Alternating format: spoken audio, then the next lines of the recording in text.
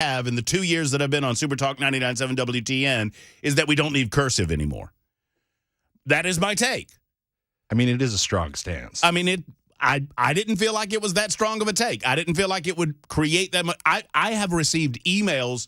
I received an email from a person that told me they were never listening to me again because I was somehow anti-American, because I don't want people to read the Declaration of Independence, because I don't think that cursive is a necessary function in our school system. Yeah. And then you play Taylor Swift, which is that Taylor Swift? I'm saddened that I know that. You're just a good fan. Yeah, so who knew that would be the strongest take, the more controversial take that I've ever had on Super Talk 99.7 WT, and my take on cursive. That take on cursive only, I mean, I guess it was the most controversial until someone brought up the analog clock, and then that just, whoa! Opens up a whole nother can of worms. Also, I'm going back to sundials. That's what I'm doing. A little heavy for the wrist. Yeah, no, but still. I mean, it works. You know, you can take pulse with the sundial. You can't do that with the digital. Watching the shadow move. I think this is right. What is the title? Are we up and running now? Yeah, we are up and running. All right, what's our title today? Said Mason is here in the studio. You know what that means. It's Friday Eve. Oh, jeez. I'm sorry I asked. You should be. You know what? You're not. It's Friday Eve. No, you're all day long. You're no longer on the Matt Murphy Show. You're no longer allowed to talk. I think we have to stop that. Are you sure? Well, maybe later. I'll let you know. So, I say all that to tell you that I am worn out with where we are. Can we jump forward about 6 months in national presidential politics? I'm worn out on it. It is,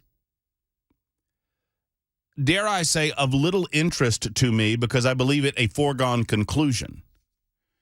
I don't have any interest in watching Nikki Haley and Ron DeSantis and Chris Christie on a stage somewhere debating who's going to be second place in the Republican presidential contest. I suppose that it's of mild interest to me whether or not Joe Biden makes it. I believe that it is in the best interest of the United States of America that Joe Biden is the candidate on the Democrat side, because I think he's the easiest candidate to beat.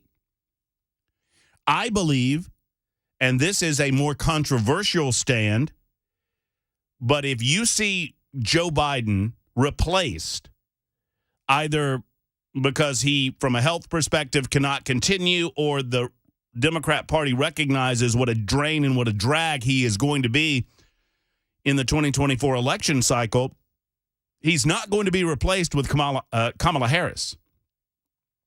I expect that he'll be replaced with Gavin Newsom, and if that happens, I'm sad to tell you that I don't have the faith in the United States of America that Donald Trump can beat Gavin Newsom. That is not something that I wish for. It's not something that I would like to predict. It is an observation that I make through 25 years of experience doing this job.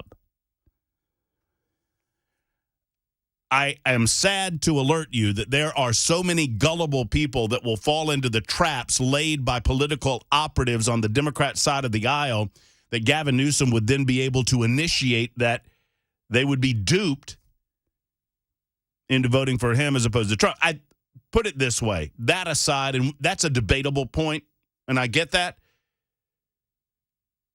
The easiest path to victory for Donald J. Trump and the Republican Party, and in my opinion, the United States of America, because we all win in that scenario, is if Joe Biden's on the other side of things. So with that in mind, I'm laying off Joe. I don't know if anybody's noticed. I'm laying off Joe, because I don't want the Democrats to get wise to the true nature of what's going to happen in November of 2024 if he's on the ticket. Because you cannot escape the American pocketbook. You cannot lie your way out of the economy for individual Americans, no matter how much the Democrats try. So,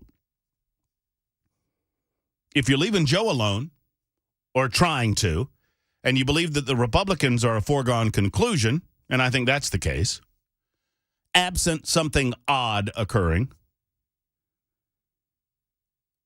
I'm frankly a little bit, I desire a flash forward of about 6 months. That's what I desire. But with that in mind, I did note that there is a debate going on tonight between Ron DeSantis and Gavin Newsom. This was something that was brought up by Sean Hannity at some point in the past. I don't really understand how it happened, except to say that somebody challenged somebody, and somebody challenged someone else, and someone accepted said challenge, and Hannity stepped in and told Newsom, I'll do it. Newsom said, okay. Then he asked DeSantis, and DeSantis said, okay. So tonight, for those interested, and I'll tune it in to check it out, Ron DeSantis will put himself up against Gavin Newsom in sort of a red state, blue state debate on Fox News. Obviously, Fox News is a winner because, as Chris Hand noted before the handoff, Sean Hannity will get some good ratings. I rarely, if ever, watch Sean Hannity anymore. I rarely, if ever, watch Fox News anymore. Tucker was really my only go-to, and then they canned Tucker, and then what do? Well, I'm not going there anymore. Every so often I catch Gutfeld, who's pretty funny. But I don't believe this is a winning proposition for Ron DeSantis if he is doing this in a way to bolster his presidential aspirations. Obviously, the guy is a distant second to Donald Trump. And in order for him to come out of this victorious, he has to slay Gavin Newsom, and I just don't think he has the ability to do so. Now, I'm not one to, and I want to note this, because I've noticed a propensity for Republicans, particularly and look, I'm a Trump guy since he came down the escalator. I'm well documented on that. I have years and years and years of Trump support to back me up on all of that. And I understand that if I say anything mildly critical of Donald Trump, there'll be people coming out of the woodwork. The late, great Phil Valentine would call you Van Gogh listeners that decide for themselves that you're anti. Oh, shut up. You can be critical of someone without being against them. You can disagree with someone without being against them. Let's grow up. Let's not be children. That said, I also conversely do not believe that we have to create enemies out of Nikki Haley. She's not my cup of tea. Or Ron DeSantis, who is a little more my cup of tea. Simply because we support Donald Trump in this election cycle. Because at some point, there will no longer be a Donald Trump. And at that point, there will still be a Republican Party. There will still be a presidential election. There'll still be a vote. And unless you create a third-party dynamic in this country, then that vote is relatively binary. Binary. Not binary. Binary. You got two choices. And at some point, one of them is not going to be Donald Trump. So I'm not anti-Ron DeSantis when I say this, but I don't think it's a winning proposition for him at all. I think Ron DeSantis is setting himself up for failure because Gavin Newsom is slick. He's slick. He reminds me of Bill Clinton with an edge. And that's dangerous for the United States because I believe his ideas, his political ideology is a great danger to this country. That he is the next phase in what the Democrats want to do to, quote, as Obama put it, transform the United States of America. And they want to transform it into a free market constitutional republic into socialism. And they're saying, and they've been after this for a while now, and now they're saying the quiet part out loud. So while I am hopeful that Ron DeSantis can eloquently and adequately present conservative concepts and ideas to the American people, I'm not necessarily hopeful that he's going to accomplish that because I don't know how good of a debater he is. But there's that. And I frankly, once again, I'm not here to tell you what I'm not interested in. I'm here to tell you what you should be interested in or what you might not be aware of. But it's one of those deals where I'll watch, I'll probably enjoy a little bit of it because I enjoy the chaos, and then you move on and you get past Christmas time, and before you know it, we're into it. We're into the presidential election. I mean, actual voting in the presidential election, and I can't wait. I am curious who you guys see as the primary running mates for the former president, Donald Trump. I heard someone suggest that Nikki Haley would be the perfect running mate if Nikki Haley would just. I don't see it. This is not my suggestion because I think they're way too far apart, especially with foreign policy entanglements. Nikki Haley is not my favorite when it comes to foreign policy initiatives. I think she's way too much of a hawk for me. But that's just me, right? But I do believe that Donald Trump would benefit himself and benefit the possibility of a Republican victory in November of 2024 by selecting someone that may be a little bit off the beaten path. I've heard Carrie Lake's name quite a bit. We saw a story last night where the possibility exists that he would select Dr. Ben Carson. I'm not that big of a fan of Dr. Ben Carson, but he is low-key, and he is a counterbalance to the dynamic of Donald Trump in a way that I think maybe would work. So that's on the table for today. Coming up in the 1 o'clock hour, Steve Abramowitz will stop by with Mill Creek View. We'll talk with him. Henry Kissinger, I mentioned he's dead at the age of 100. My wife had no idea he was still alive. Most Americans probably had no idea he was still alive, for even those who knew who Henry Kissinger was. Henry Kissinger was a little bit before my time. I mean, I remember him as a diplomat. I remember him as a counsel to presidents of the United States of America. I do not remember him as a Secretary of State or within the Nixon administration. It was a little bit before my time. It's my understanding that he was controversial in some fashion because of his war stance and his stance on Vietnam. But I really didn't live for it, so can't speak to it. 1222, Super Talk 99.7 WTN, 615-737-9986. We continue. Sarah Huckabee is VP? Really? Alan West doesn't do anything. Well, I'll go over some of these. In just a moment because a lot of you on the Super Text line are suggesting VP nominations for the President of the United States or the nominee, the new nominee, Donald Trump, who will be, absent unforeseen circumstances, he's going to be your Republican nominee. It's 1222 on Super Talk.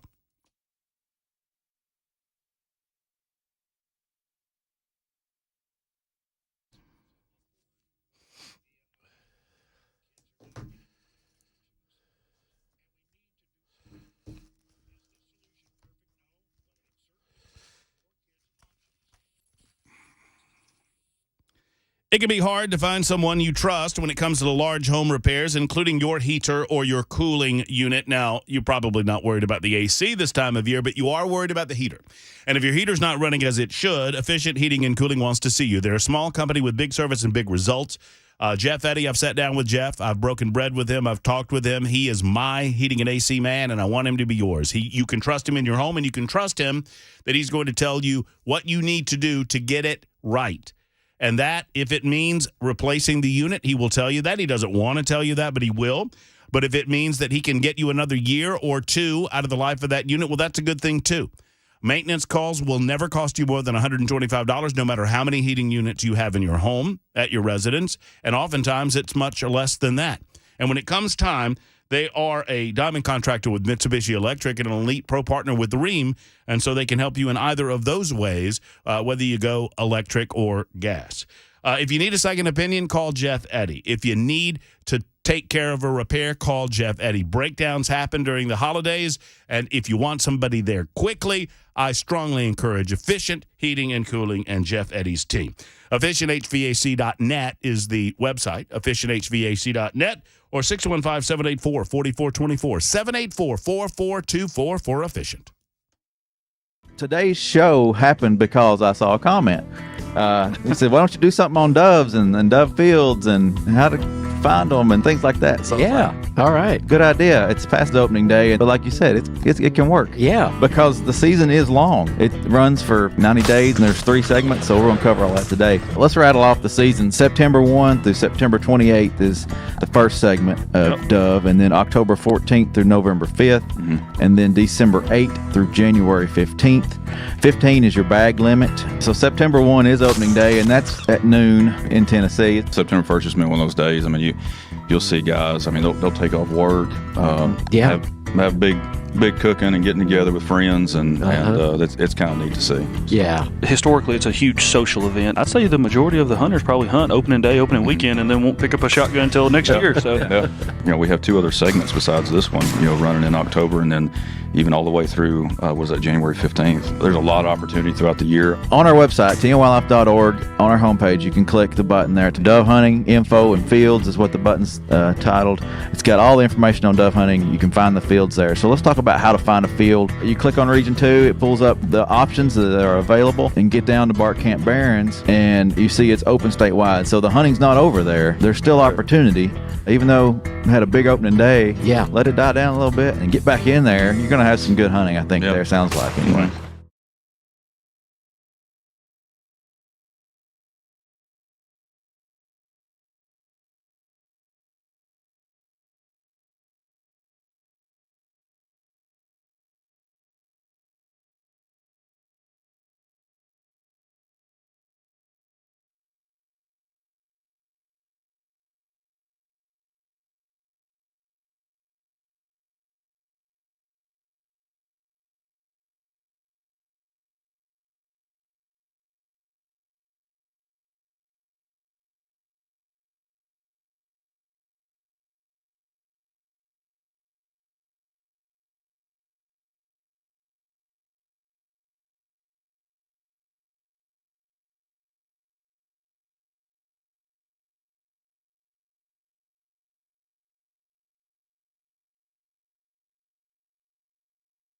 It's Friday Eve all day long on the Matt Murphy Show.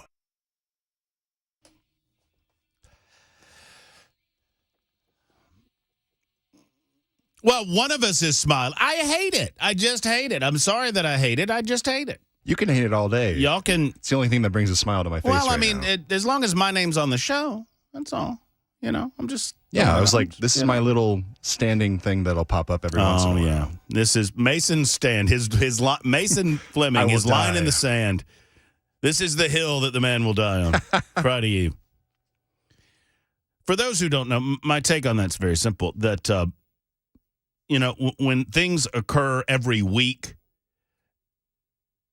it occurs to me that Thursday's a perfectly serviceable name for what today is. Plus, Friday's a work day for most of us. So absolutely. So why is Friday so special? Why don't we call Friday Saturday Eve? That would make more sense. I don't know. I celebrate the weekend enough already.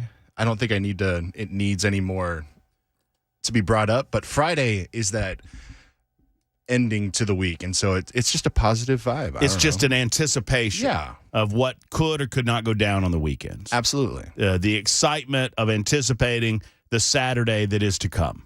Yeah. Or the Friday night that is to come. Yeah. Right? That comes every week. I don't know why it grates on my nerves like it does. I really don't. But it does. It does.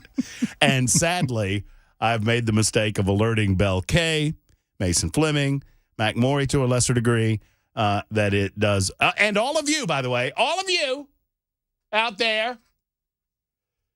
Sadly, what do you do with it? You come at me, bro. You tase me, bro.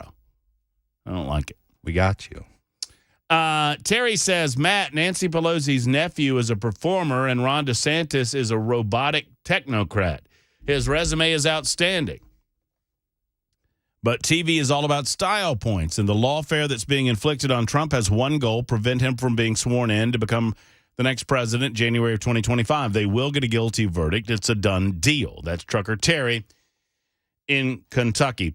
I don't know. I think I was talking with someone about this yesterday afternoon because they were concerned. This person is a Republican, a conservative, but they were, and I would say that they're, squishy on Trump.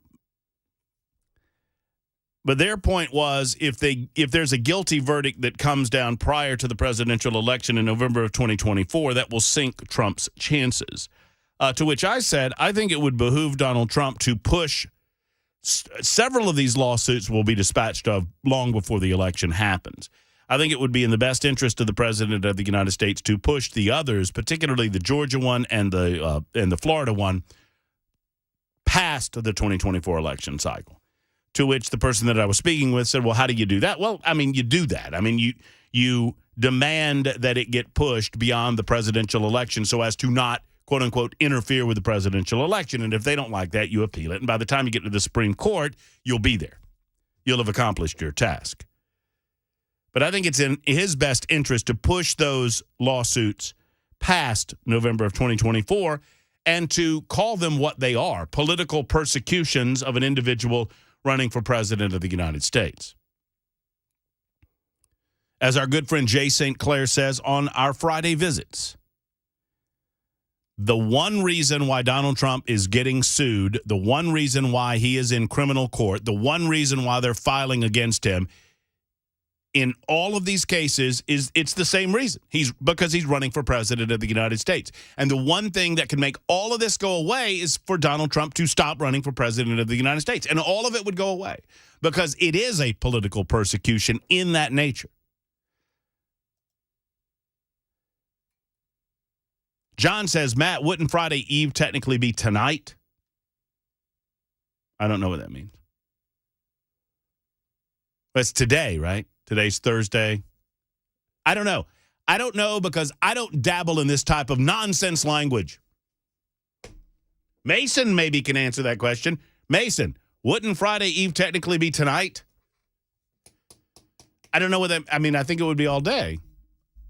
Right?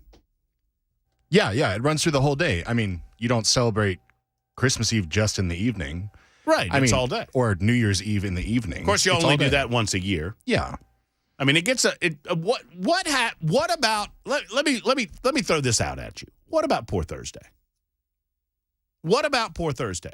Why you got to rub Friday off on poor Thursday? Isn't Thursday good enough for you? Thursday's great.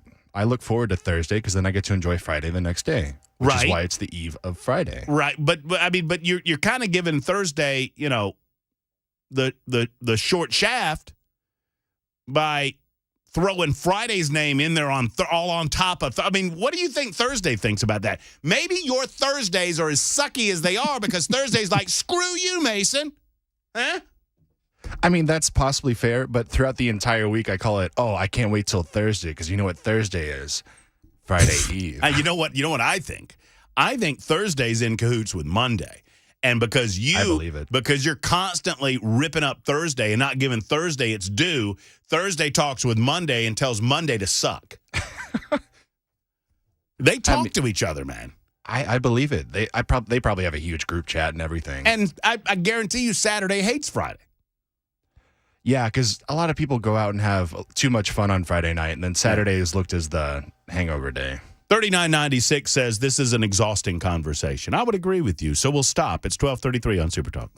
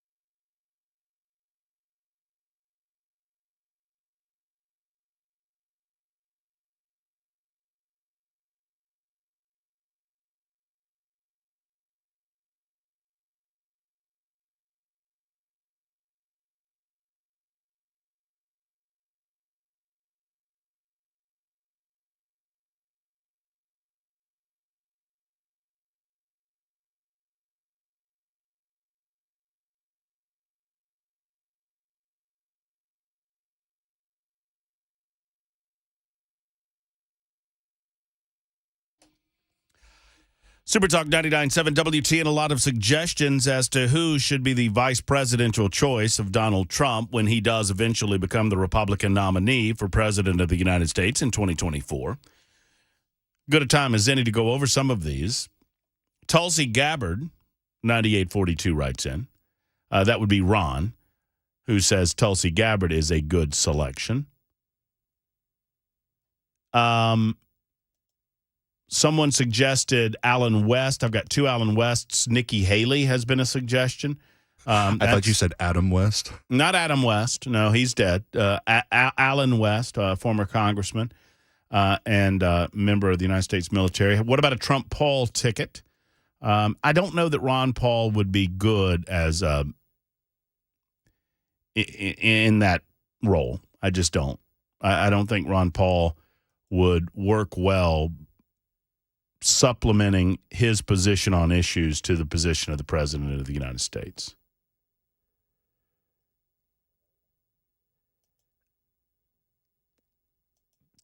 I got a lot of Friday Eve commentary. I'm trying to get through that. VP Mark Cuban, that's silly. Sarah Huckabee Sanders. Tim Scott for vice president. That's an interesting take. I would disagree about Kari Lake not being a good running mate for Trump. She's very abrasive. As much as I believe she's 100% right about what happened in the Arizona election, I also don't think Ben Carson would be good either because he's way too mellow.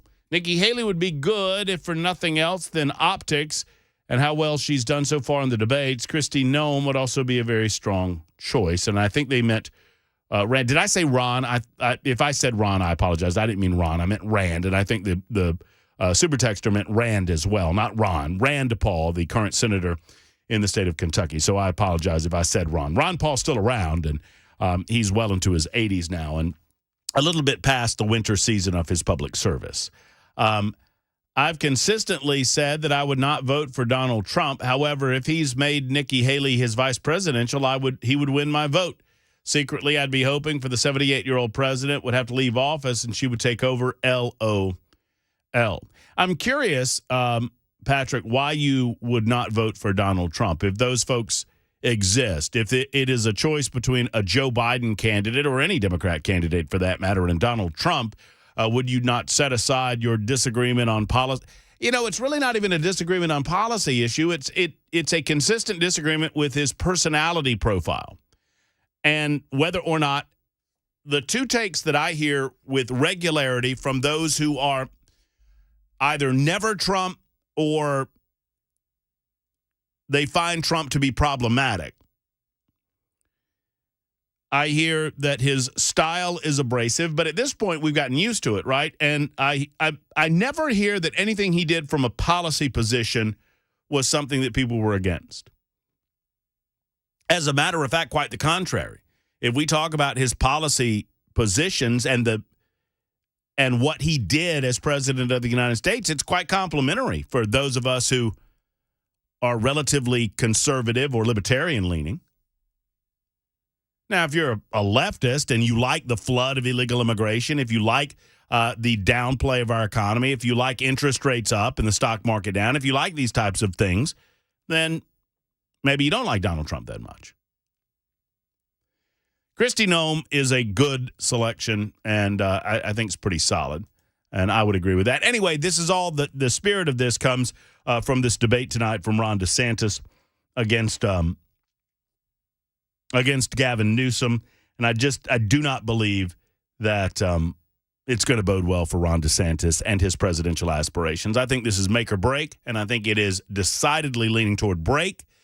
In as much as, someone needs some sort of shot of adrenaline if they're going to take on Trump in any form or fashion. I don't think that's happening from Nikki Haley, from Ron DeSantis, or any other candidate on stage.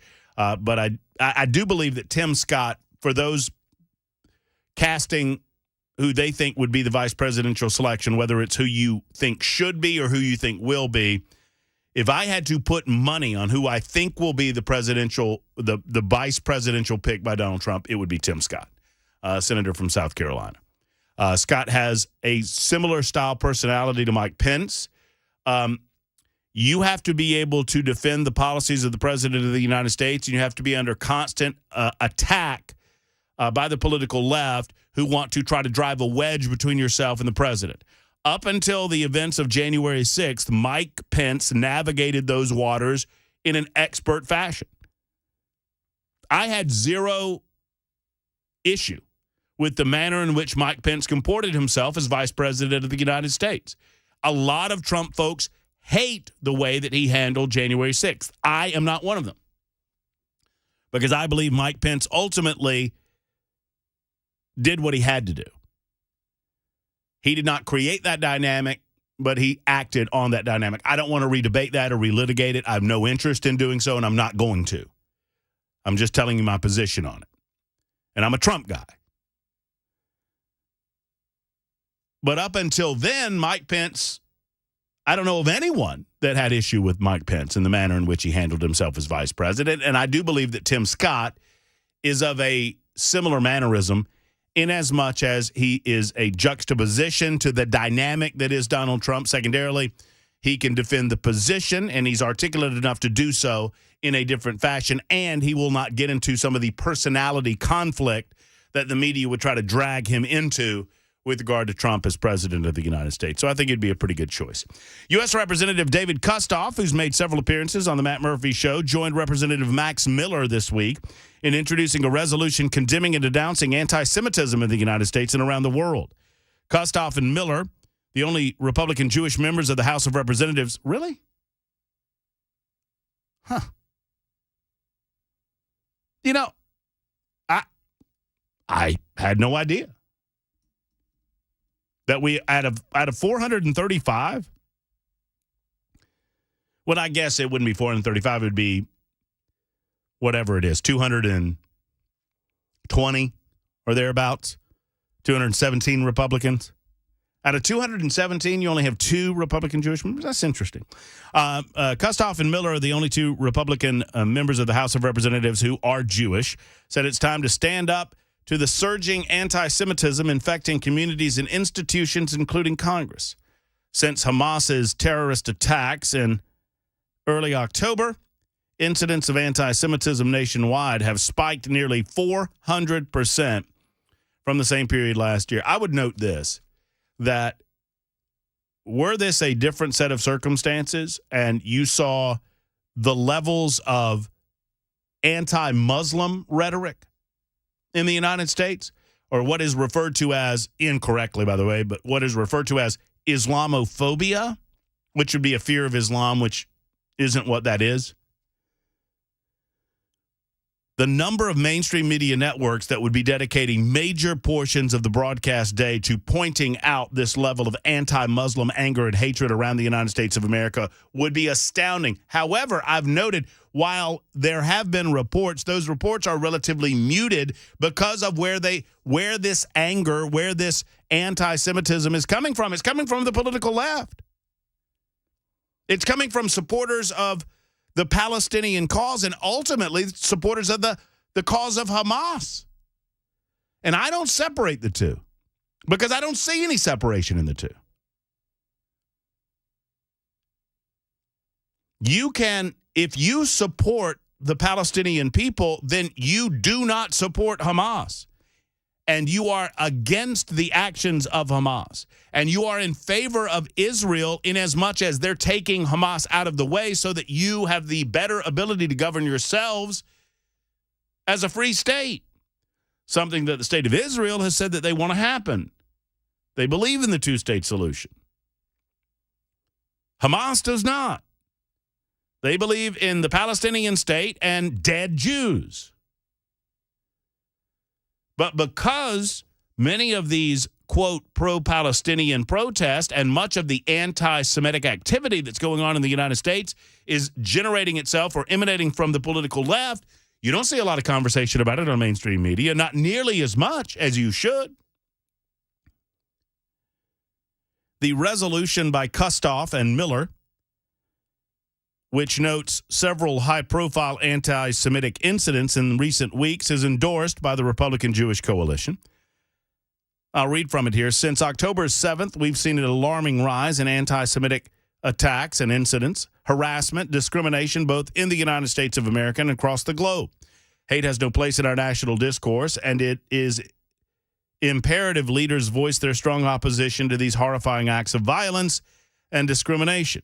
I urge my colleagues to support this important resolution that will show the world that the United States' support for the state of Israel and the Jewish community is steadfast and unwavering. 2 thoughts on this and 2 reasons I bring it up. 1, it is shameful that we even have to go here, but we do. I think it's relatively ridiculous that there needs to be a resolution denouncing anger and hatred toward groups of people of any kind. We ought to treat people as individuals and judge them by the content of their character, as the great quote goes, and not by their racial ethnicity or their background or any of that. That said, I still support a resolution like this, and I think it's important because I think it's important to get the Democrats on record. How many Democrats would vote in favor of this? I think a lot of them would, especially Democrats of a Jewish faith. I think a lot of Democrats wouldn't. I mean, you think the Squad would vote for something like this? You think Rashida Tlaib would vote for something like this? You think AOC would vote for something like this? It seems a no-brainer, but I don't think they would. A newly released survey from the Anti-Defamation League found 73% of Jewish college students and 44% of non-Jewish students say that they've experienced or witnessed anti-Semitic incidents since the beginning of the current year. That would, relatively speaking, coincide with the attacks that Hamas engaged in, the horrific terrorism that they engaged in on October 7th. So kudos to Kustoff, one of our own here in the state of Tennessee, and his colleague Max Miller in the House of Representatives for introducing the resolution. We'll let you know how it goes. It's 12:49 on Super Talk 99.7 WTN.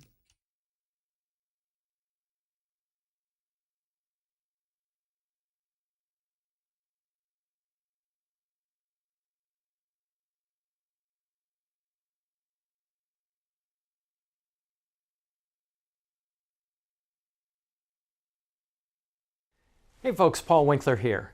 One of the things that we see from time to time, well, way too often, is this. Let's say that you go to a financial advisor and they say, hey, you need to set up an investment portfolio, and what we need to do is we need to have some of your money in stocks or mutual funds or ETFs or something like that, and we need to have something fixed or guaranteed in your investment portfolio that'll protect you against the market downturns.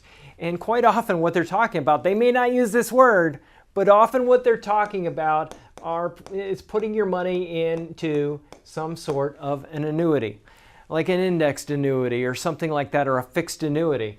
And what they're doing is they're saying, hey, let's put your money in both of these, which sounds really good. And you should. And typically in an investment portfolio, you do want to have fixed investments and stocks as well in the portfolio to protect against inflation.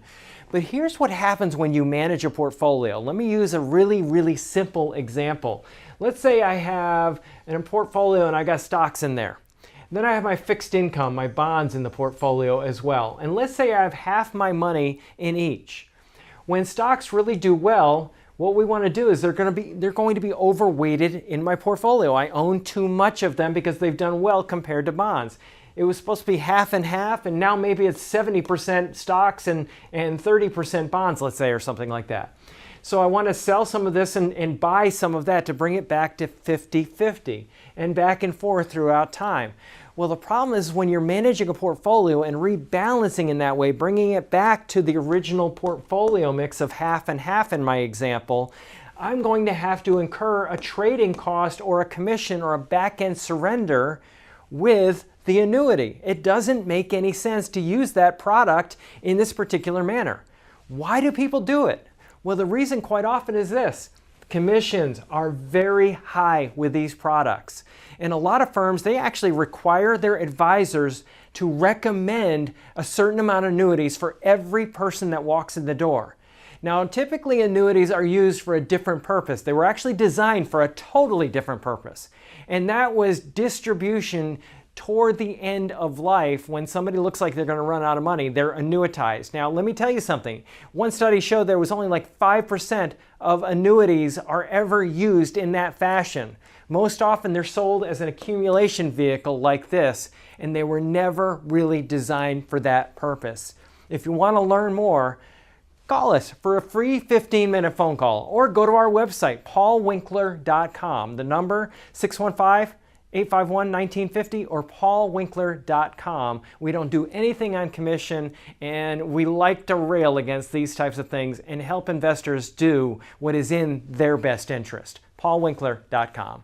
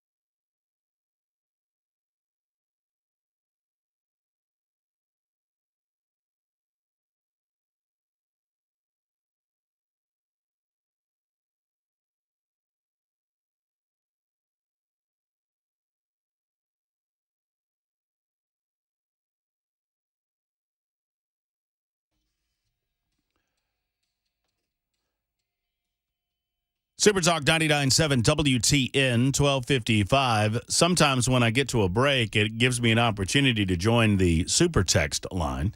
You can join us, 615-737-9986. You can also join us on the phone lines at the same number, 615-737-9986, if you so desire. The question posed about 30 minutes ago, who would you find to be the most palatable or the best running mate? And I guess those are two different questions. Who you would prefer versus who you think would be the best. And I know that that's often hard to distinguish. I got a couple of Trump Juniors. That just goes nowhere for me. I don't think it would go anywhere for the American people. I mean, understand something. We don't have to convince those of us who are predisposed to support Trump. You have to convince those who aren't following any of this right now, who don't follow politics in the same fashion that you do or that I do.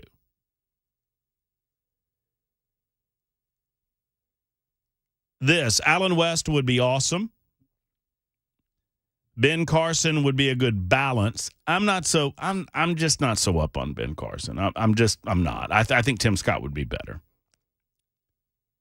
Kristi Noem, did she get past the Corey Lewandowski scandal allegation? I suppose that she did. I haven't heard anything further about it. Not that it would affect my decision-making as to whether I would support them in any fashion.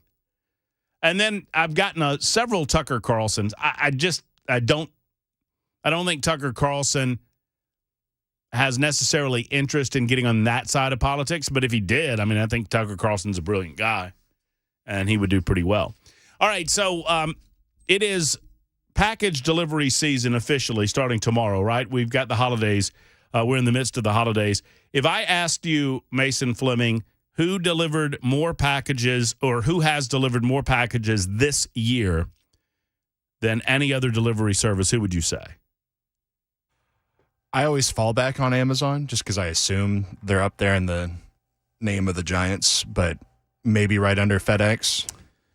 Well, Amazon was third place several years ago. In 2020, they surpassed FedEx as the number 2 package delivery service in the United States of America. And they're obviously an online shopping service. I actually helped during that. And they have now surpassed UPS this year. Wow. UPS, according to a Wall Street Journal, Amazon has delivered more packages than FedEx in 2020 and have since then and have now surpassed UPS in 2022.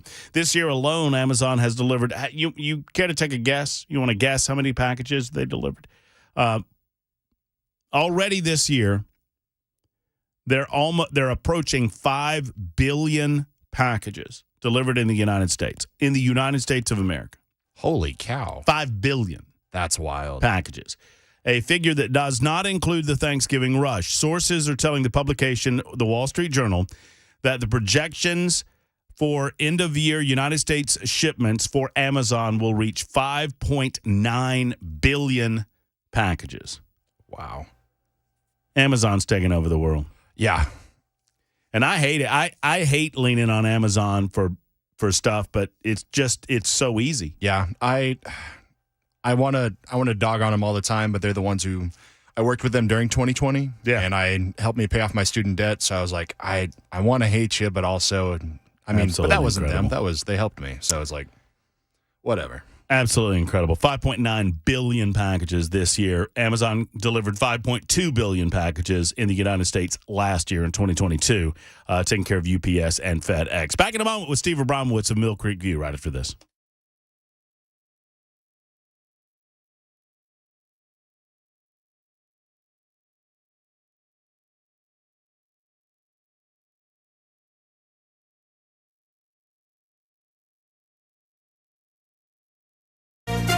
From ABC News, I'm Chuck Sievertson. Israel and Hamas extending their ceasefire for a 7th day. Today, Israelis were freed, no Americans, says ABC's Matt Gutman in Jerusalem. 8 Americans are still believed to be held captive in Gaza. Hirsch Goldberg-Pollen is one of them. 23-year-old taken hostage during that music festival turned massacre on October 7th, a grenade taking off part of his arm. Each morning, his mother taping to her shirt the number of days since he was taken. Are you prepared for that number taped to your shirt to be in 4 digits? We have to decide, are we going to pay a steep price? And if the answer is yes, then pay it now, because the price will be the same, but you'll have killed us, the families, in the meantime. We'll be alive, but we'll be dead. Ahead of an expected vote tomorrow on whether to kick out New York Republican George Santos, today the House debates. Santos calling the federal fraud allegations against him and the scathing House Ethics Committee report a smear, denying it all. The reality of it is it's all theater. It's theater for the cameras. It's theater for the microphones. It's theater for the American people at the expense of the American people because no real work's getting done. Santos introducing a measure to expel Democratic Congressman Jamal Bowman for pleading guilty to a misdemeanor after pulling a fire alarm months ago during a vote. House Democratic leader Hakeem Jeffries. There is zero likelihood that any resolution brought by George Santos or anyone else on the extreme MAGA Republican side, simply for political purposes, will receive a single Democratic vote. Indicating he's willing to end his one-man blockade of military promotions over Pentagon abortion policy, which he opposes. Senator Tommy Tuberville, Alabama Republican. I know these people, need to be promoted. It's not that they have not done anything wrong, but it's the only way that we've been able to get the attention of the Democrats. Listening to ABC News.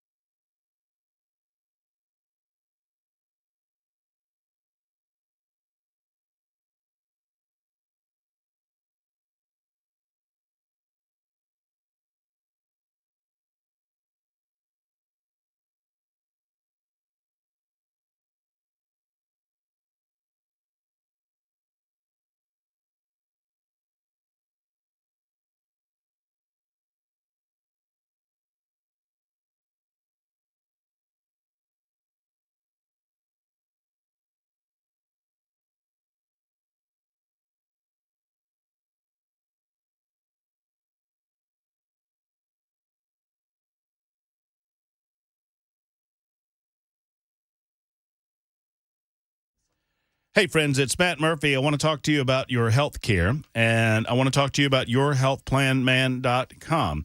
You know, Pat Davis and I met recently, about a month or so ago, maybe a little bit longer than that now. And he talked to me about what they've been doing for 25 years now at Your Health Plan Man and yourhealthplanman.com.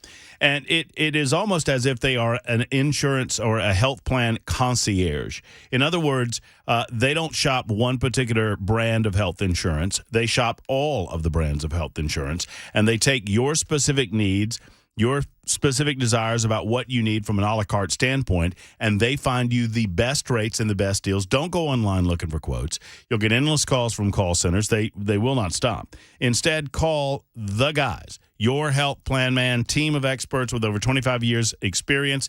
They can provide sound advice, sage wisdom for your insurance needs. Their Freedom of Choice plan, as a matter of fact, as an example, allows you to pick your doctors and pick your plan. It's 30 to 60% lower in cost than Obamacare. The monthly premiums are independent of your income, so there's no surprise bills. If you pay for your own health insurance, if you're uninsured, if you're on COBRA right now, you need to make this call that so many others have made to Your Health Plan Man. yourhealthplanman.com online, yourhealthplanman.com to find out more, or make the call today. 855-4PLAN-MAN, 855-475-2662. Call today. Tell them Matt Murphy sent you to yourhealthplanman.com.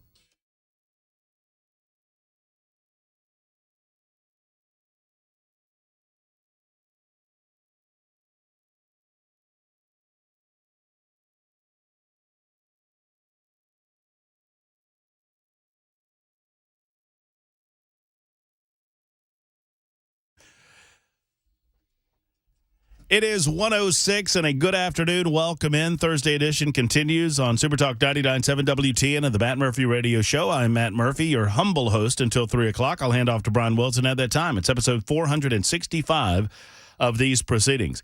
And, you know, I love having met good people in the state of Tennessee over these last 2 years. And one of them is in studio with me today. His name is Steve Abramowitz. He's going to be with us for the better part of the hour. He is with Mill Creek View, and you hear me talking often about Steve. And Steve and I were talking off the air. He said, "Man, you sound ticked off." And I said, "What do you mean?" He goes, "No, you sound annoyed. You sound gruff." And I'm like, "It's just my tone. I don't think I'm in a bad mood, but maybe I am. I don't know." Anyway, Steve Abramowitz joins us. That's good. I need that. I need that honest, earnest, good feedback. Thank you, Mr. I'm either going to make it worse or better. We'll see how the hour goes. Or the 30 minutes, if you can. Just by walking in the room, you've made my day better. Look at you, smiling. How's it going with you? It's going great. You know, driving here reminds me of this town was built for horse and buggy because we had a lot of traffic on Hillsborough Road. So. Oh, it could be worse. We could be, I don't know. Could be raining like Seattle. Yeah, well, that's true. Do you tell yourself that often? Everyone says, "How's it going?" I said, "It's not Seattle and it's not raining." That's true. For those who don't know, maybe have missed our visits together or haven't taken my advice and gone over to the mcview.us website, Steve hails from out on the, we call it the left coast, right? Leftist coast for sure. You know, they keep breaking records. They're now number one again. Washington first in the U.S. for parents supporting adult children 22 to 40.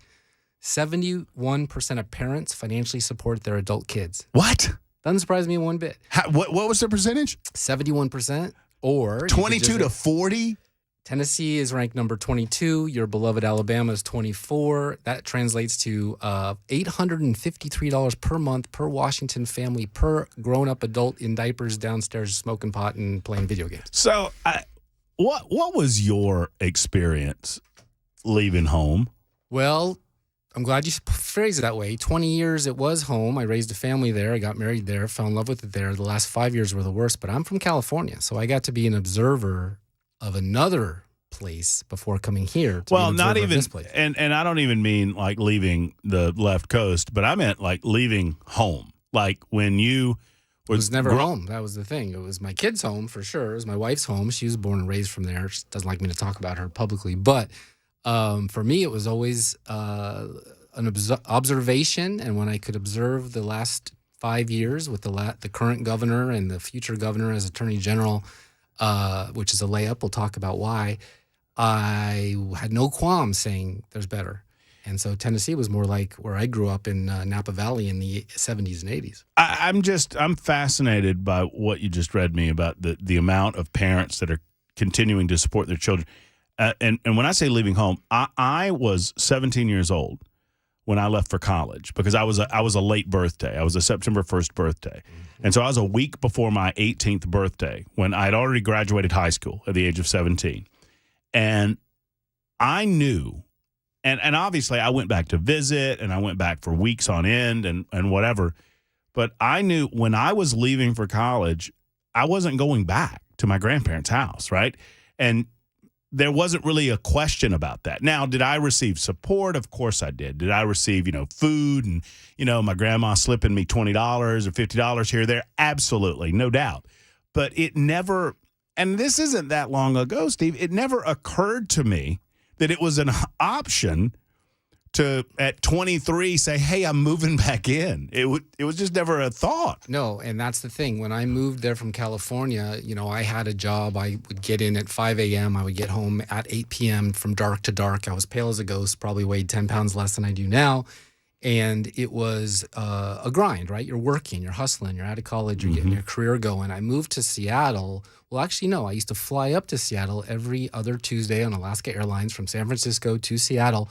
And the first thing it dawned on me, I used to cover Microsoft. And I used to go to those meetings, and it dawned on me like, what's missing here? And it was the phones didn't ring. So, because they're all emailing each other, right? This is before I even had it. I didn't have email. That's how old I am. A little gray here. So, point is that I think the human connection in the Pacific Northwest, where it's gray and dark and raining most of the time, let's face it, if it's not raining, it's still overcast and gray. Before global warming, thank you very much. But the point is that there weren't a lot of humans doing human stuff like talking, communicating, getting married, dating, going out to bars, watching sports. I remember very clearly when the Mariners went on that tear and had tied the winningest record in regular season and completely tanked against the Yankees, which I was glad about because I'm a fan and I got to fly to New York and watch the World Series against the Mets. Seattle, their spirit broke. That was like their one time when they could all rally around something they had in common, which was sports, and it disappointed them, and it all went downhill from there. Is that Griffey Jr.? No, that was after him. That was Aaron Boone. Edgar Martinez, he was in that. He was there, yeah. Ichiro. Yeah, I think I remember that. Yeah. Well, it's good to have you here. I'm glad you're in the state of Tennessee. You do great work over at MCView. You seem happier already. Well, you just basically the conversation is making me it's pleasing me. So let's start locally. You and I have not talked about this. We've not previewed it. We've not gone over it prior to this discussion. So I have no idea where your headspace is on the governor's proposal, what he's calling the Education Scholarship Act. I'm predisposed to believing that anything that gives us parents more choice is a good thing. Yeah, I'm pro-choice. I believe in it in that arena. What are your overall thoughts on this idea? When it comes to education, I want parents to make the decision because one of the things I saw in Seattle was that they stopped making the decisions and they outsourced it all. They wanted to have babies really badly, but they didn't want to raise those babies very badly. They wanted the state to do it. They wanted the schools to do it. And so that's why you have these statistics showing that they can't read, they can't write, they can't engage, they can't be human, they can't be social. And so when you see Governor Lee, who, by the way, he's coming up on his 8th year in office, right? When he ran originally, he had his 10 for 10 proposals. School choice was on there. So here it is last minute, fourth quarter, end of regular season. And he's finally moving the ball on this, and he's got Sexton coming out saying, I'm for it too, and he's pretty much at the done deal. But what I also notice is that the left, the ones who love to suck at the teat of the public trough, including the Department of Education, are blowing their minds. They cannot believe they're losing their minds. And so you're seeing the news. Our good friend at the Channel 5 is talking about how this is a tragedy, this is terrible, this is stealing funds from kids. How can that possibly be? If the kid isn't present, there's no funds. If the kid takes the funds to a private school, the funds follow the kid. No, the argument being made by people like Williams over at 5 and others, Heidi Campbell's one of them. Sure. You'll see the Joneses, Justin Jones, all the rest of them. The union people. They they claim that they want to improve educational opportunities for Tennessee children. But unless it's funneling more money into the failure of the system that exists, they're against it. They never talk about the current failure of the system that they're defending, right? Right. Kids can't read. There's crime. It's always about violence. For those guys, sure, they're not in school. I don't even know if they have kids in school. I think I saw Heidi Campbell has a private school student, so she doesn't even know what the kids are going through. But the ones that are trapped, I mean, let's just look at Memphis, okay? Memphis. It is part of our state. Example. Nobody likes to talk about it, but it is part of Tennessee. It's a big darn state, 2 time zones that I know of, maybe 3. And it is falling apart. They are trapped. What's wrong with giving them a potential choice? At least try it, because what you're currently doing for the last 40 years has been a massive failure. And the National Association of Teachers, NEA, the National Education Association, they love that because the administrations are bloated. The union dues come in. They get to reelect people, which are usually not Republicans, which means they're not in favor of Tennessee values because this is a Republican supermajority state. And all you're hearing is those folks who love that side of the equation, the statists, say, let's keep it status quo. You're killing the kids. You're killing grandma. Don't do it. You're polluting the water. Well, that's not true. Well, and if you talk to someone on the political left about it, they would suggest to you that it's a money problem. And then you say, okay, well, $10,000 per kid. Well, and recognizing that in the last 6 years, the overall budget in the state of Tennessee for education has gone from $9 billion to $14 billion. That's so it's increased. It's increased by half in 5 years, and you've seen no appreciable increase in testing stores because it's not about the money. Well, they'll blame COVID, but of course this was happening long before that. Well, and you question them, okay, well then how much is enough? And they look at you like you just ate a bug, right? You're like, well, if it's all about money, and if money is going to be a guarantee of improvement, then tell me how much money you need. I think to you had guarantee somebody that you and I know relatively well from their opinions on this show, probably sitting in this chair, hopefully disinfected, that agreed that it was all about the money. And if there was just more money thrown at the problem, we would fix education. Well, guess what? I'm here to tell you that Seattle did that. California did that. When I say Seattle, it's, of course, the whole state of Washington. You cannot throw money at a school district that is loaded with union members and administrators and principals and vice principals and secretaries of principals and all the rest and expect that kid to come to school every day and learn reading, writing, and arithmetic, especially when you start sticking in that federal-funded, strings-attached CRT / pornographic material, confusing the heck out of them. And now they want to put, even here, sadly, they want to put health professionals inside the schools. So my question on social media was, are they going to be able to write prescriptions? Because that's following the money, like you said. They don't care about, can they read? Can they become the next Supreme Court Justice of the United States? Can they be the next president like Polk or Jackson? It's just, can they move through the system, collect dollars, and reinvest those dollars into your people who will probably elect Democrats? Ask Cohen. You said earlier, you were talking about the 2 Jewish congressmen in Kustoff being one of them, one from Tennessee, and Max Miller. Those are Republicans. Yeah, 2 Republicans. But on the Democrat side, Steve Cohen's obviously Jewish himself. And what district does he represent? He's in Shelby Cay. He's over there in Memphis. Why can't him and Jones get together and fix education if it was all about money? Can't. Well, and some of the most poorly performing districts in the state of Tennessee are run by Democrats. Ironic, isn't it? It's just interesting that when you find the most crime-ridden areas in the state, when you find the areas that are the least educated in the state of Tennessee, there's a unifying factor in so many of these things, and those factors involve Democrats being in charge. Let's talk about this. So Lee's been there 9 years, right? 7 years, going on his 8th. But has he been there that long? This predates me. 2 terms, so for 8 years. Has he been? I thought he. Yeah, I guess we're in year 6 or so. Anyway, yeah, he's been there. Next year's his last year. Right. Yeah, sure. Okay. Yeah. So there's 8 years of K through 8, at least for this education that currently existed, and then whatever was here that predated him, which he's not responsible for, but there it is, and he did run on the idea of making change, and he won elections, so he was supposed to deliver on that. Now he possibly is, but think of that generation of kids that went through that system, trapped in those schools. Now they're out, right? Some of them are probably in college if they're lucky, or not in the working force that have to deal with this inflation. But the key to me is what are they going to deliver to society as an uneducated public school graduate? Because 90-something% of the kids in America go to public school. Private school, that it's the enemy, but there's not a lot of them. So here they come, and now they're going to say, well, what do they do for a career? Well, I'd love to say they all go to work for Microsoft to make millions of dollars, and then they all go to Boeing here, or not here, but FedEx here and make millions of dollars. But they aren't going to do that. They have to do something. So are they going to go back into teaching, meaning they're teaching the next generation of kids that they didn't learn anything to not learn anything? Or are they going to go into politics and become lawmakers? And if you listen to some of them talk, I think that's exactly what happened. They don't know civics.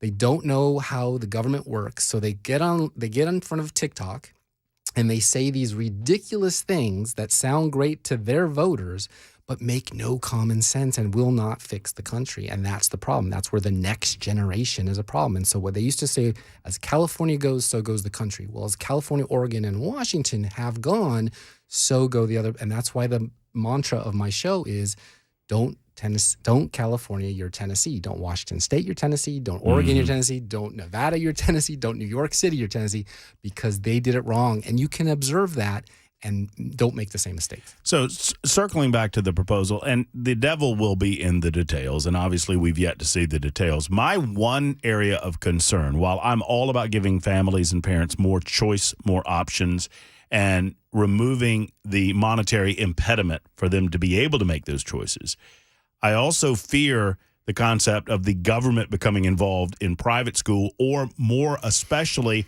homeschooling. And I've heard from a lot of homeschool parents You're not wrong. who say, I don't want anything to do with this. I'm not touching any of this money because I fear once I do, I'm going to be beholden on some level or responsible on some level for curriculum or whatever. If I allow that proverbial camel's nose under the tent, then here they are, and now they're in control of my homeschool. They gave us a whiff of that with the vaccination schedules that the homeschooling parents had to, and we had to get Jody involved to knock it off. But you're absolutely right. But there's also a key factor that I have not heard talked about enough, and I wanted to bring that to your attention and your listeners' attention. Washington is one of 2 states that had illegal immigrants, up from 2017 to 2021. You'd think it was a 50-state problem, right? But really only 2. Florida had 80,000. Washington had 60,000. And that's according to the Pew Research. In the state of Tennessee, they spend $1 billion. I have it right there for you. You can break it all down. $1 billion on illegal immigrant, not immigrant, but illegal immigrant education and services. If you took that money, which is not supposed to go to illegals, right? Citizens, veterans, people who worked here and lived here and save for Social Security and save for Medicare and want to retire one day, use that money. There's everything you're looking for in Nashville, at the Capitol. That's your budget right there. Stop doing what you're not supposed to do and spend it on what you want to do, and you can expand charters to all 95 counties. Done deal. But why won't they? I don't know. But there's the stats. Yeah, $971.3 million, the estimated cost of illegal immigration to Tennessee taxpayers on an annual basis in 2023. This year. Wait till next year. That's probably going to go. That's going to exceed $1 billion in taxpayer funding.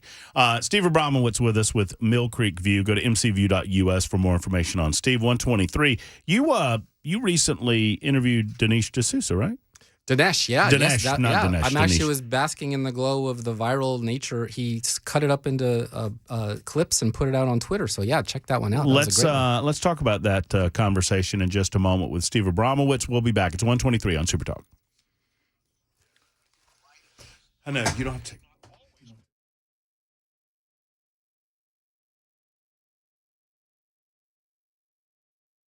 Today's show happened because I saw a comment.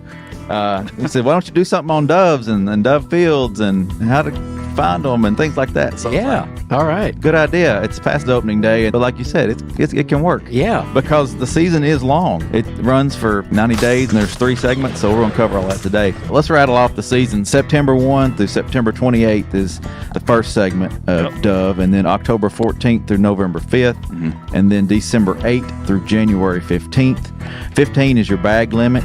So September 1 is opening day, and that's at noon in Tennessee. September 1st has been one of those days. I mean, you'll see guys. I mean, they'll take off work, have big cooking and getting together with friends, and it's kind of neat to see. Yeah. Historically, it's a huge social event. I'd say the majority of the hunters probably hunt opening day, opening weekend, and then won't pick up a shotgun until next year. So, we have 2 other segments besides this one. Running in October, and then even all the way through was that January 15th. There's a lot of opportunity throughout the year. On our website, tnwildlife.org, on our homepage, you can click the button there to dove hunting info and fields is what the button's titled. It's got all the information on dove hunting. You can find the fields there. So let's talk about how to find a field. You click on Region 2, it pulls up the options that are available, and get down to Bark Camp Barrens, and you see it's open statewide. So the hunting's not over there. There's still opportunity. Even though we had a big opening day, let it die down a little bit and get back in there. You're going to have some good hunting, I think, there, sounds like, anyway.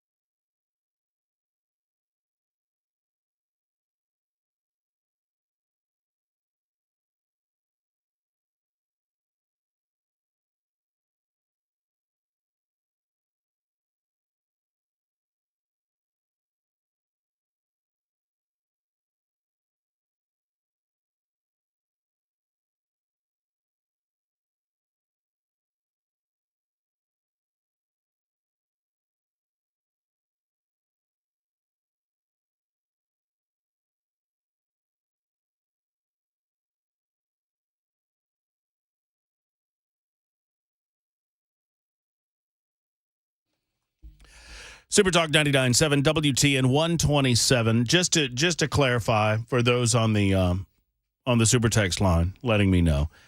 So the governor runs every 4 years. The Senate runs every 4 years. The House runs every 2 years. And the governor won re-election in 2022. So he has, until 26. So that's about 2 more years to serve as governor of the state of Tennessee. That would be Governor Bill Lee, and then he's term limited. We're talking with Steve Abramowitz of Mill Creek View about education opportunities in the state of Tennessee and how he can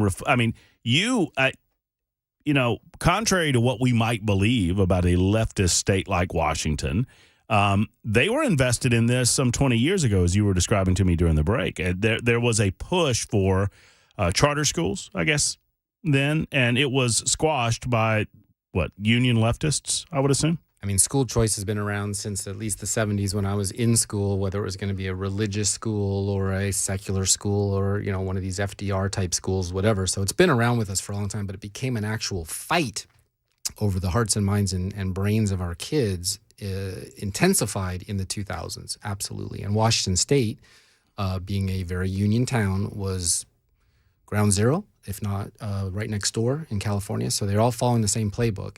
And that was also at the time, 2004, when a guy named Dino Rossi, I don't know if people ever heard that name here. I interviewed him, episode 14, back when it was a Washington only 200 episodes ago. But do you remember my episode number?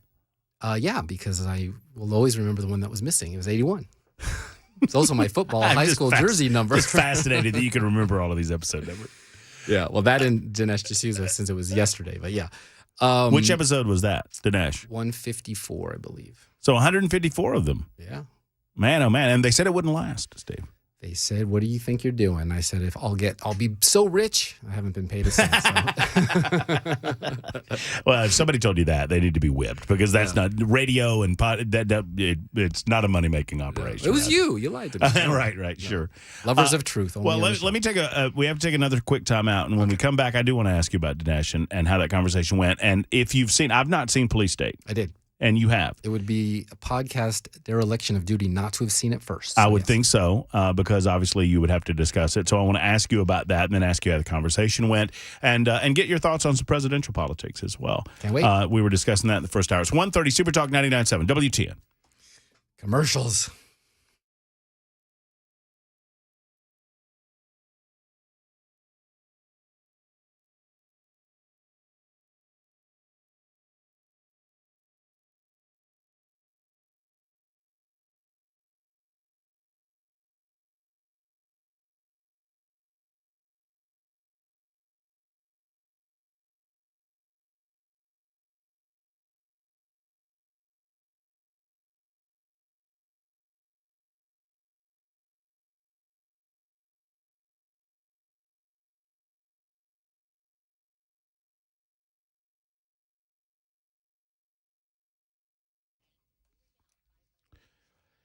Hey, friends, Tennessee Men's Clinic wants to hear from you. And I would encourage you, if you're a male, because they are a male-centric clinic, and you're feeling run down or sluggish, you just don't feel energetic, you don't feel yourself. Now, oftentimes you hear the commercials from Tennessee Men's Clinic, and they focus in on bedroom activity, and I understand that's a big deal. I mean, over half the men listening to me right now will have some form of inability in that regard over the course of their life.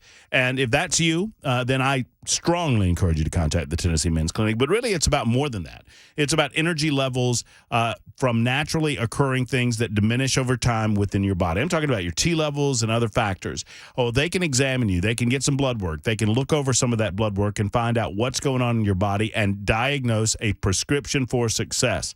And they can make it happen for you, and you can get back to an energetic lifestyle, back to that energy that you've come to know. You don't have to just accept it as middle age or late in life. You can get back to a good, energetic lifestyle through the Tennessee Men's Clinic. I encourage you to go to TennesseeMen'sClinic.com to find out more, or give them a call at 615-208-9090, 208-9090. Tell them Matt Murphy sent you to the Tennessee Men's Clinic.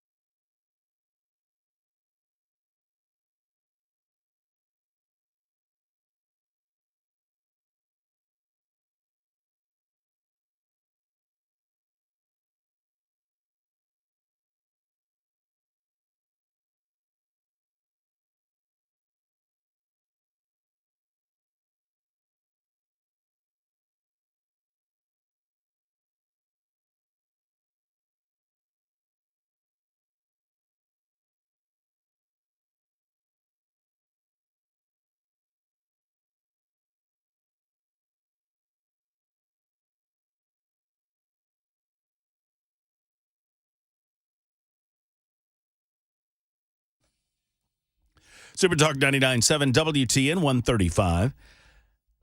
Halfway home, Matt Murphy Show, episode 465 of the proceedings. Until 3 o'clock, we hand off to Brian Wilson at that time. Glad to have you with us. 615-737-9986. 615-737-WWTN. Jim has a question on the scholarship front. Why does the school scholarship have to be renewed every year? I don't know that I've seen that level of detail. I don't know that anyone has seen that level of detail. We have the basic parameters of what they're trying to do, but until the General Assembly gets their meat hooks into all of this, we don't really know how all of this is going to We don't even know how they spend the lottery money, so how are we going to know how they're going to spend the money that isn't on paper yet and where it's going to come from? So that remains to be seen, Jim. If you have any questions or thoughts for myself or my guest, Steve Abramowitz of Mill Creek View, then by all means give us a call. I asked, you had Dinesh on. I mean, I understand you're scraping the bottom of the barrel now, Steve. You know, you've gone through Matt Murphy. And all downhill from there. No, that's a great get, a great snag. Although I had Pamela right before you, so it's questionable who's the downhill slide. Well, I don't think there's any question about that. Police State, you've seen it. I saw it. Yeah, recommend it? Yeah, I saw it on my TV, so big as screen as I was going to find. So I don't know if it makes a difference, but Nick Searcy plays a what would you call it, a fictionalized version of the FBI's problems. But then there was real people on there like Kyle Seraphin and Steve Friend, who are FBI whistleblowers that have gone before Congress. They have also been on my show. Steve's been on 3 times. So is it a documentary? It's like a infotainment documentary. So he sits down, he talks to real live people, especially the aunt of the J6er who killed himself. And so you're getting this drama, this, Dateline NBC type of show, but then there's some fiction in there that makes it movie worthy, where Nick Searcy plays the FBI field agent who's basically saying we're going full bore, we're going to drag him out in front of the cameras, we're going to make a show of it to try to get the perception. And that's where Steve Friend and Kyle Seraphin come in, where they were giving consultation as to here's how it works. So it's a combo. It's entertainingly enough to get you through the 2 hours, but yet there's real documentarian facts in there, almost like a Roger and Me. What's the tell me about the premise behind Police State? What's the concept behind it? I shouldn't spoil alert my show because it's in there, but I literally ask him, the name of it is Police State, and the tagline is, are we living in its police state? Are we? And his answer is, yeah, we're getting darn close. It's not North Korea, but they are spying on us. They are using the weaponization of the government to go after innocent people, whether they be here in Tennessee praying in front of a Planned Parenthood or texting your friend about January 6th or whatever the case may be. They're also picking winners and losers when they do it, too. That's been America's problem for a long time. Mm-hmm. Now you're talking Wall Street and the rest. But in terms of who's going to be prosecuted versus who's going to get away with it, you betcha. That's the police state premise. How did you find Dinesh? You mean just from a personality standpoint. Oh, I thought you meant how did you get him on the show? Oh, no. He's brilliant. He's absolutely brilliant and very kind. He's cut up the show into clips and put it on his social media. He's got a bigger presence than I do. Glad to be back on it. He is, I kind of thought I was out of my league. I probably am. Let's be honest. I was out of my league. He's brilliant, right? The dude was, born in Mumbai, moved to America, worked with Ronald Reagan, the guy, and has now come out of his 8-month prison sentence where he was politically targeted. Probably the first one, him and the guy with the Benghazi video where they said it was the video's fault, not all the stuff that we've now learned about the Benghazi attack. Mm-hmm. Those two were the first political hit jobs about the First Amendment. He came back stronger than ever, like a superhero, saying that if I quit, they win, so I'm coming back. And now he's had like 8 movies, 10 books, speaking circuit. Brilliant guy who can talk firsthand about the First, Second, Fourth, 18th Amendment. And he can talk firsthand about what he believes to be a police state in as much as he has been politically persecuted. I mean, I had forgotten that he spent time in jail until you mentioned it during the break. Yeah, and he mentioned it on the show, and I asked him, and he said, no holds barred, to ask me whatever you want. So he was very generous with that. Yeah, I did 8 months, looked around, said, gosh, a lot of these people have absolutely no recourse. They can't go to their politicians. They can't go to the police. They can't get a lawyer. They can't do what you would normally do to defend yourself against this Leviathan, the big bad state. And this was a long time ago, right? This is during the Clinton administration, and I guess the Obama administration is the one who actually lashed out at him about his movie. And here he is now today with a brand new movie where he's actually moving the needle and making people aware. That was one of the sad things, though, is I asked him, are you getting support? I always ask this. Are you getting support? We have a majority in Congress that are Republicans, some of which are in your movie. Are they doing anything? And it wasn't a very optimistic answer, is that they are. Certainly not about 2,000 mules, since the election is coming very soon next year. Well, next month, really. We'll have Iowa caucuses in June. Let's move forward. Let's move forward to that, because it occurred to me, I was doing some work last night, and I read an article in which someone said, well, we've got the best candidate for us in 2024 in Donald Trump. They've got the worst candidate for them in Joe Biden, should he be the candidate. I maintain that they're going to figure it out, but they have a very narrow window, in my opinion. I don't think they can wait until a convention. I think they would have such an uproar. I think there would be a backlash on them to the point that it would almost guarantee a Republican victory if that Republican's Trump. And the article was surrounding the premise that, well, even if all of these dynamics come together in a way that we believe it will, they'll steal it anyway. They could. But I believe that's on us to prevent the same type of shenanigans that went on in 2020. We have to be dedicated to the task ahead to ensure that these things don't happen again. And if they do happen again, we can't fault blinders, because we clearly see how they accomplished some of these tasks in 2020, and a lot of that surrounded the COVID pandemic. Well, okay, all right. A lot to unpack there. Yeah, and I've had the guy on, Patrick Kolbeck, who wrote the book 2020 Coup, who actually basically discovered that there are Wi-Fi chips inside voting machines. Okay, so if we go by the premise that you're talking about, is like, oh, the majority rules and they will win if they come out in force. Well, Trump had the most presidential votes for a Republican in the history of the Republican Party that came around when Lincoln was president, right, back in the Civil War. So he did his job. He got more people to the polls than any Republican ever before, and they still swamped him by a couple million fake ballots, if you believe that. Some people don't. Sure. I personally do. And then you have to say, wait a minute, all the promises that Trump made during his campaign, and then what he said he'd do during the 4 years, and then what he said he might do with the next 4 years, did he do it? I don't know. Is he the perfect candidate to win as a Republican, or is he the perfect candidate to fix all of these problems? There isn't such a person. Well, I would agree with that. And I do believe he was earnest in his desire to, as he put it, drain the swamp and to correct some of the bureaucratic fired one guy errors. However, no one ever suggested that the swamp wouldn't fight back. And I think the swamp most certainly did fight back. And they staved him off, and they used fake stories and, the Russian collusion nonsense that stymied him for 2+ years and got him off his game. If you believe, like me, that he was dedicated to the task, he certainly didn't accomplish the task. And that's where I think 2020 comes in, is that they had no interest. These embedded agencies like the FBI, CIA, and other intelligence gathering organizations, NSA, they had no interest in seeing him move that needle anyway toward doing what he said he wanted to do. And Dinesh said similar, and I think Trump is on record of saying similar, is that he did not think the swamp was that deep and that wide. He thought, oh, the president makes the agenda, just like at Trump. You could hire and fire. You can do, what you need to do. And then he learned real quick, no. And now that's why they've got 100 of his lawyers tied up in litigation to say, like, well, if you were to win again, you're not going to have any support around you. What do you think the best prescription? I was describing it in the first hour, my grumpy hour. So I'm better now.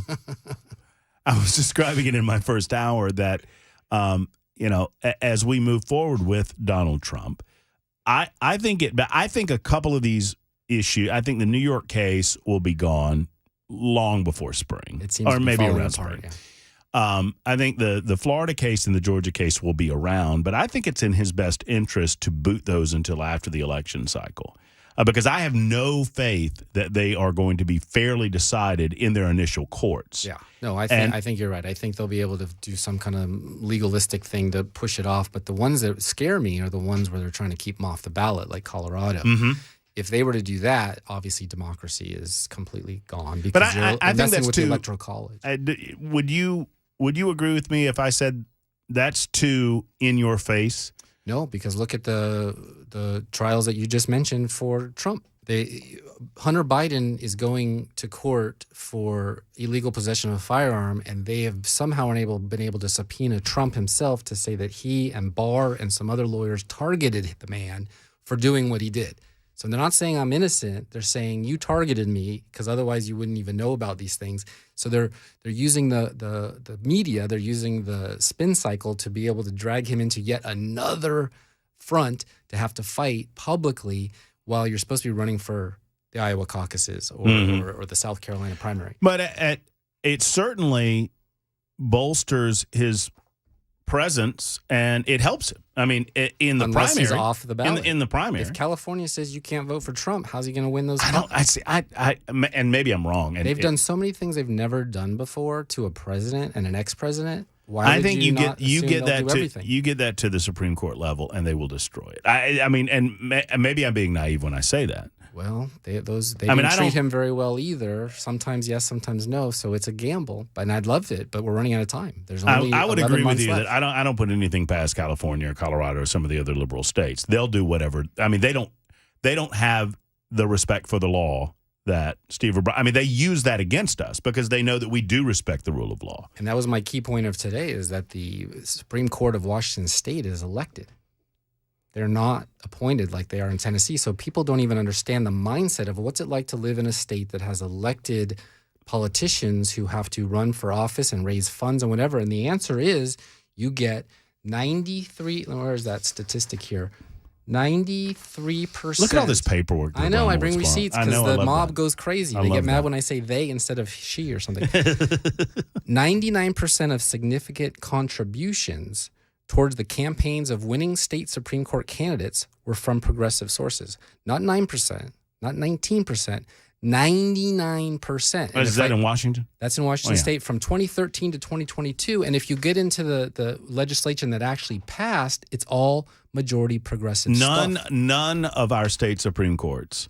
And I know that we have precious little to do with how they set it up in Washington. But I would say this. I lived in Alabama. I'm from Georgia, but I lived in Alabama for 20 years. And they elect their Supreme Court too in Alabama, and I hated it, despite the fact that conservatives won more often than not. Republicans won, I think, every statewide Supreme Court election while I was there for the 20 years I was there. But extreme amounts of money go into these races, and outside of identifying themselves as a Republican, this environment that you're in, I would have them on, and I stopped. Because, Steve Abramowitz would come on. He would present himself as a Republican candidate for, the Alabama Supreme Court. And I would ask him about his position on the issues, and he wouldn't answer any question that I asked him, saying, well, I can't answer that question. The judicial canon of ethics prevents me from doing so in case that there's a case coming before me, yada. So I'm like, well, then what are we doing here? Until it's poll tested, I can't tell you what we think, right? Well, they hide behind that Williamson idea. County School Board used to be a nonpartisan race. Now, a couple years ago, they became partisan. So you get Republicans running for that office who really aren't. But you only say so because they don't have a reason to say they're a Democrat because they'll know they'll lose in that county, that type of thing. So in Washington, you pretty much know who you're buying and what results you're going to get. And you can look at the 6 most important cases that came out of there, healthcare, LGBTQ, you name it, that are not going to go the way a conservative would want them to go. Of the items that Trump was able to accomplish during his years, I'm on record as saying and I don't think it's close, because everything that he was able to do has either already been undone by the Biden administration or could be undone by future Congress and future presidents. But the 3 Supreme Court justices, I think, is clearly, even if he somehow it's stymied and he doesn't become the 47th president of the United States after being the 45th, that legacy is so vital and important to the future of the republic. Would you agree? 100%. Yeah. Nope. That is the long-lasting one. The only other one would have been FBI 10-year. You get, when you're appointed FBI director, you get 10 years. When you're Supreme Court, it's life, right? Until you decide to step down. Ruth Bader Ginsburg went till the very last second. So yes, that is key. If he would have been there another 4 years, would he have been able to replace Kenji Jackson, I think her name is? Yeah, he would have. So he would have definitely kept that for a generation to come. longest lasting legacy you're going to get is Supreme Court. Same thing with FDR and Lincoln.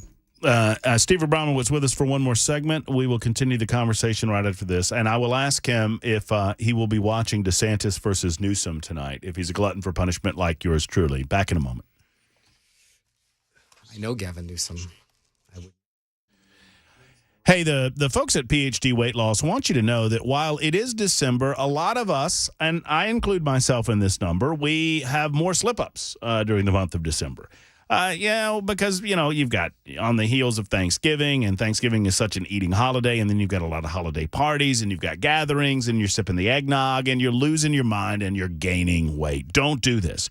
Go to myphdweightloss.com to find out how they can assist you, and you shouldn't, and a lot of you do this. I've been there too. You think, January. When January comes around, I'll handle it then. Let's go ahead and get in front of it, or at very least, schedule that appointment to get ready for post-holiday weight loss. And myphdweightloss.com can help in that regard. My counselor, my nutritionist is Rachel. We have a conversation every week. We talk about successes, we talk about setbacks, and we talk about how to do best by our health for the future, near term and long term. That's what it's all about. They have the My PhD guarantee. Guys, you'll lose between 3 and 5 pounds a week. Girls, you'll lose between 2 and 3 pounds a week. That's just genetics. But regardless of you're male or female, they have a guarantee that if you don't get within 5 pounds of your target weight by the end of your program, they'll coach you for the rest of the program for free until you do. It's the My PhD guarantee. Go to myphdweightloss.com. That's myphdweightloss.com. Tell them Matt Murphy sent you to PhD Weight Loss. Hey folks, Paul Winkler here.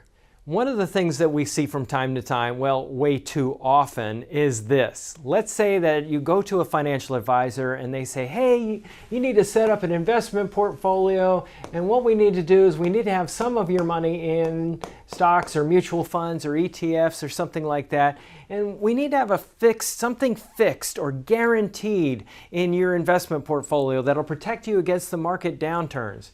And quite often what they're talking about, they may not use this word, but often what they're talking about is putting your money into some sort of an annuity, like an indexed annuity or something like that, or a fixed annuity.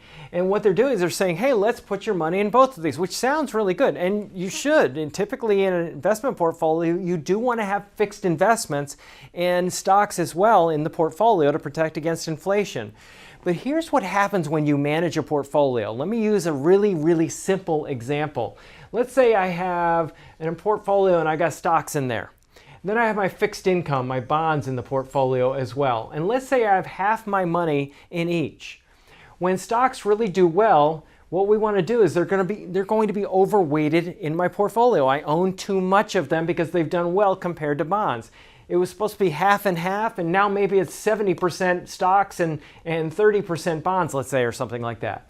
So I want to sell some of this and buy some of that to bring it back to 50-50 and back and forth throughout time. Well, the problem is when you're managing a portfolio and rebalancing in that way, bringing it back to the original portfolio mix of half and half in my example, I'm going to have to incur a trading cost or a commission or a back-end surrender with the annuity. It doesn't make any sense to use that product in this particular manner. Why do people do it? Well, the reason quite often is this. Commissions are very high with these products. And a lot of firms, they actually require their advisors to recommend a certain amount of annuities for every person that walks in the door. Now, typically annuities are used for a different purpose. They were actually designed for a totally different purpose. And that was distribution toward the end of life. When somebody looks like they're going to run out of money, they're annuitized. Now, let me tell you something. One study showed there was only like 5% of annuities are ever used in that fashion. Most often they're sold as an accumulation vehicle like this, and they were never really designed for that purpose. If you want to learn more, call us for a free 15-minute phone call, or go to our website, paulwinkler.com. The number 615-851-1950 or paulwinkler.com. We don't do anything on commission, and we like to rail against these types of things and help investors do what is in their best interest. paulwinkler.com.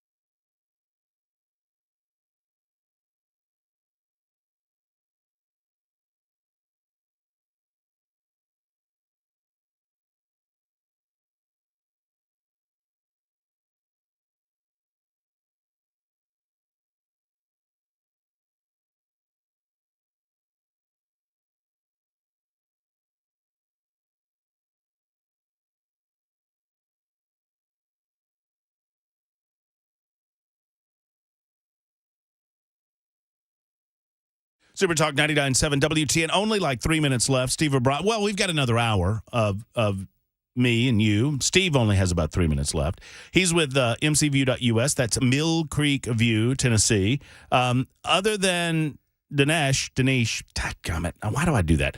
Other than Sousa, who else has been around recently on the podcast that you invite people to go and like? I know you want folks to see all of them, but John Schneider, Dukes of Hazzard. It was on Halloween Eve with the trick-or-treaters ringing the doorbell in between. So, yeah, he was great. Fantastic show there.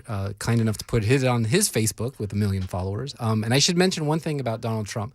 Energy independence was probably the key to his real 4 years. I think that was great. And so one of my P1 listeners, if you know what that means in the business. I do.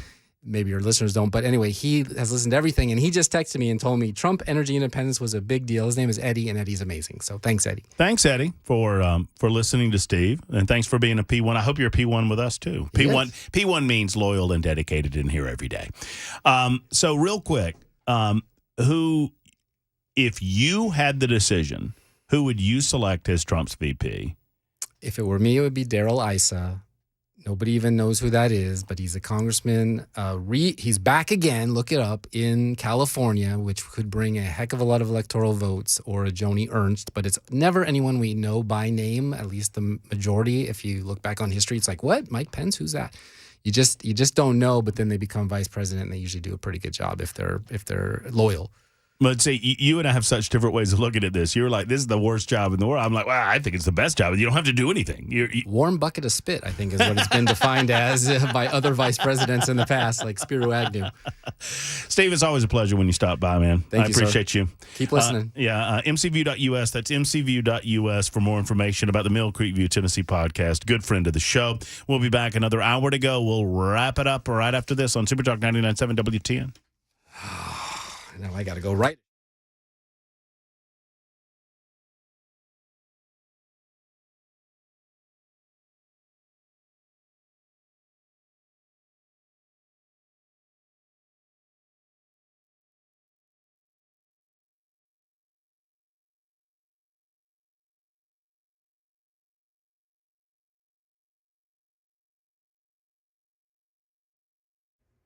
Two o'clock, I'm Mac Maury with your top stories. Right now, 63 degrees, mostly cloudy on Music Row. Expecting showers starting tonight, and they may sustain throughout the rest of this weekend. We got a complete forecast. I'll tell you all about it just a few minutes away.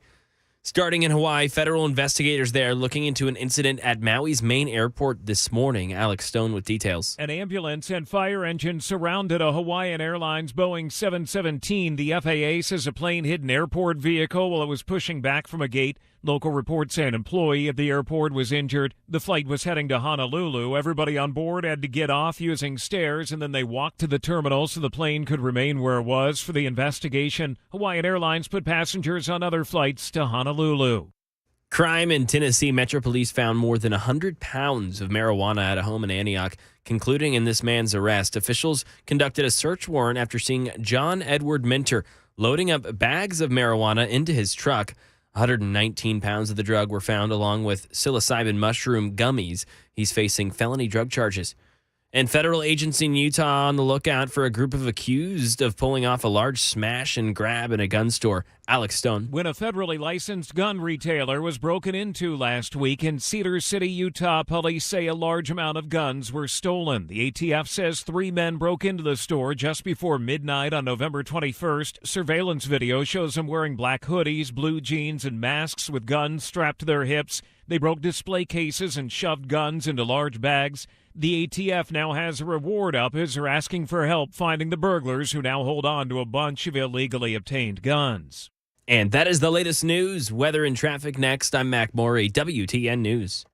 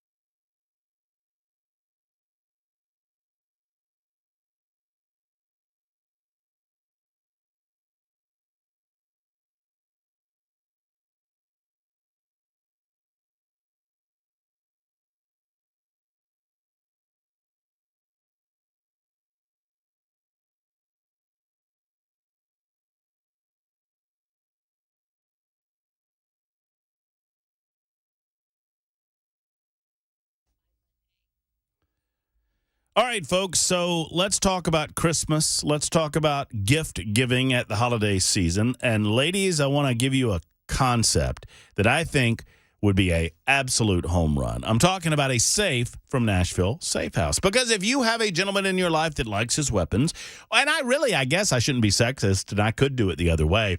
Gentlemen, if you have a lady in your life that enjoys weapons, then you need something to protect those things that protect you and your family, or your hunting rifles, your hunting guns, whatever, and that can be found at Nashville Safe House. Perfect for the holidays. Obviously, prices are increasing everywhere. Inflation's up everywhere. Not so.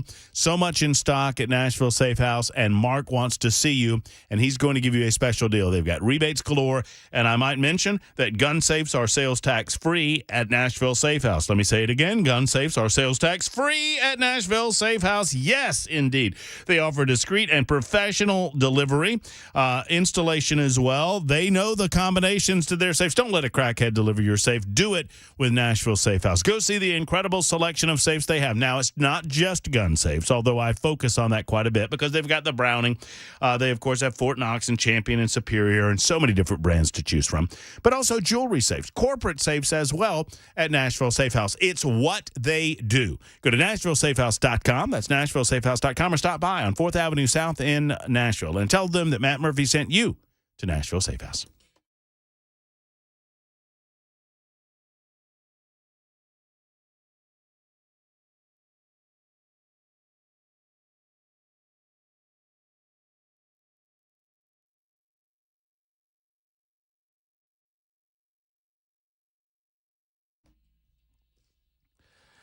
Here we are. Here we go. Hour number 3, Matt Murphy Show, Super Talk 99.7 WTN. I realized that we ran out of time with Steve Abramowitz before I was able to ask him if he's planning on watching DeSantis Newsom. I think he was shaking his head there, so I bet he'll be in tune with that later on tonight. I know I will. I can't help myself. I'm a glutton for punishment.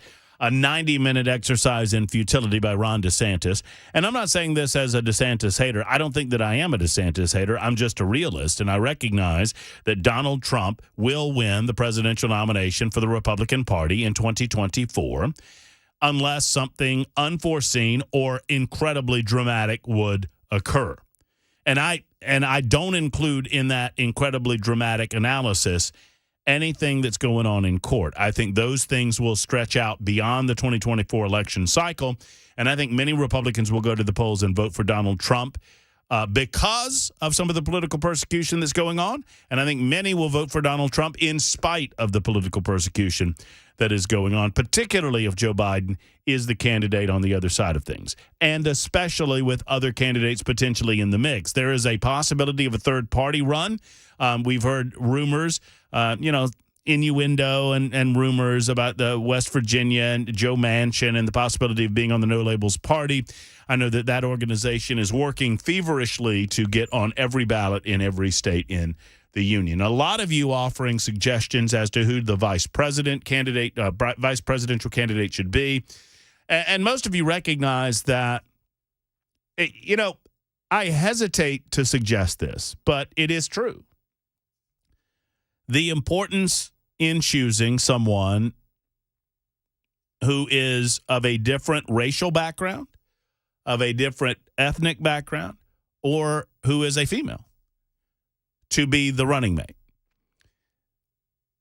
I'm saddened that that's where we are, because I think that we should judge the man or the woman and the candidate, and we should not exclude sections of society, or we should not exclude broad categories of individuals based on the color of their skin or based on their background or based on their gender.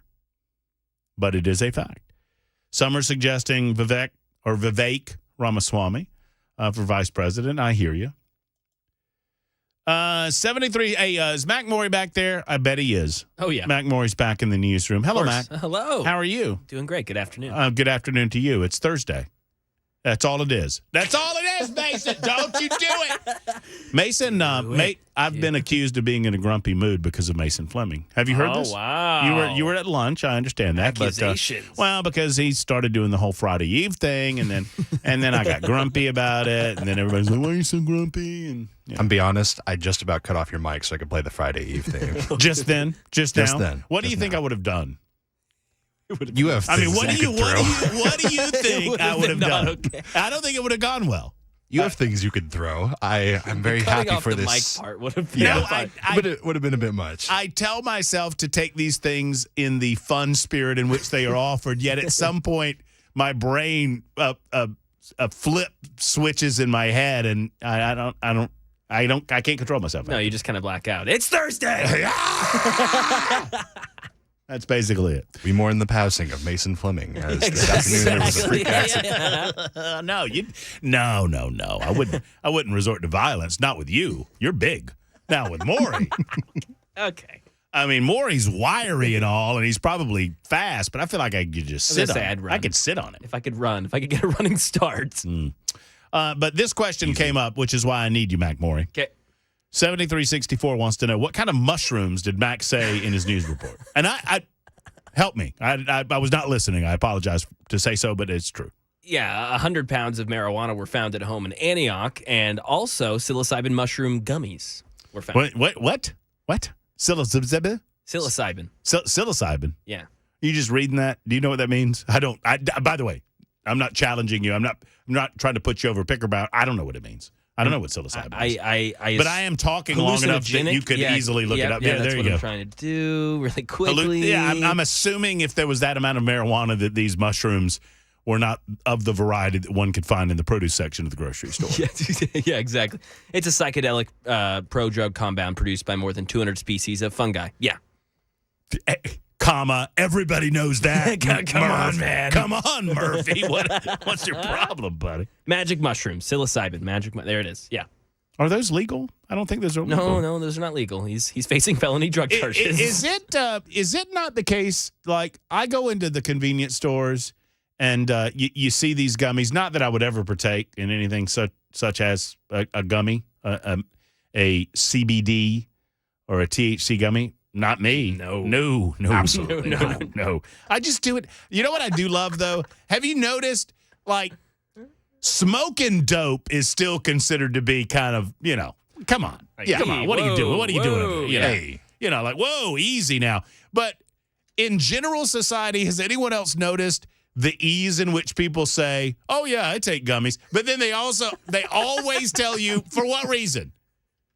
I'll go to sleep. That's exactly. I gotta go to bed. I gotta get some sleep. That's right. It's melatonin. What are you talking about? I mean, it's like, what? That's right. I take melatonin to sleep, buddy. I'm not popping gummies to sleep. I might pop gummies, but it's not to sleep. It's not to sleep. Don't lie to us. I mean, it does relax. I mean, it's to help. It helps. I enjoy some, various forms of entertainment programming in the evening time hours. But I'd love it. I take gummies to sleep. Because that makes it better. Man. It's my inflammation, really, but my sciatica.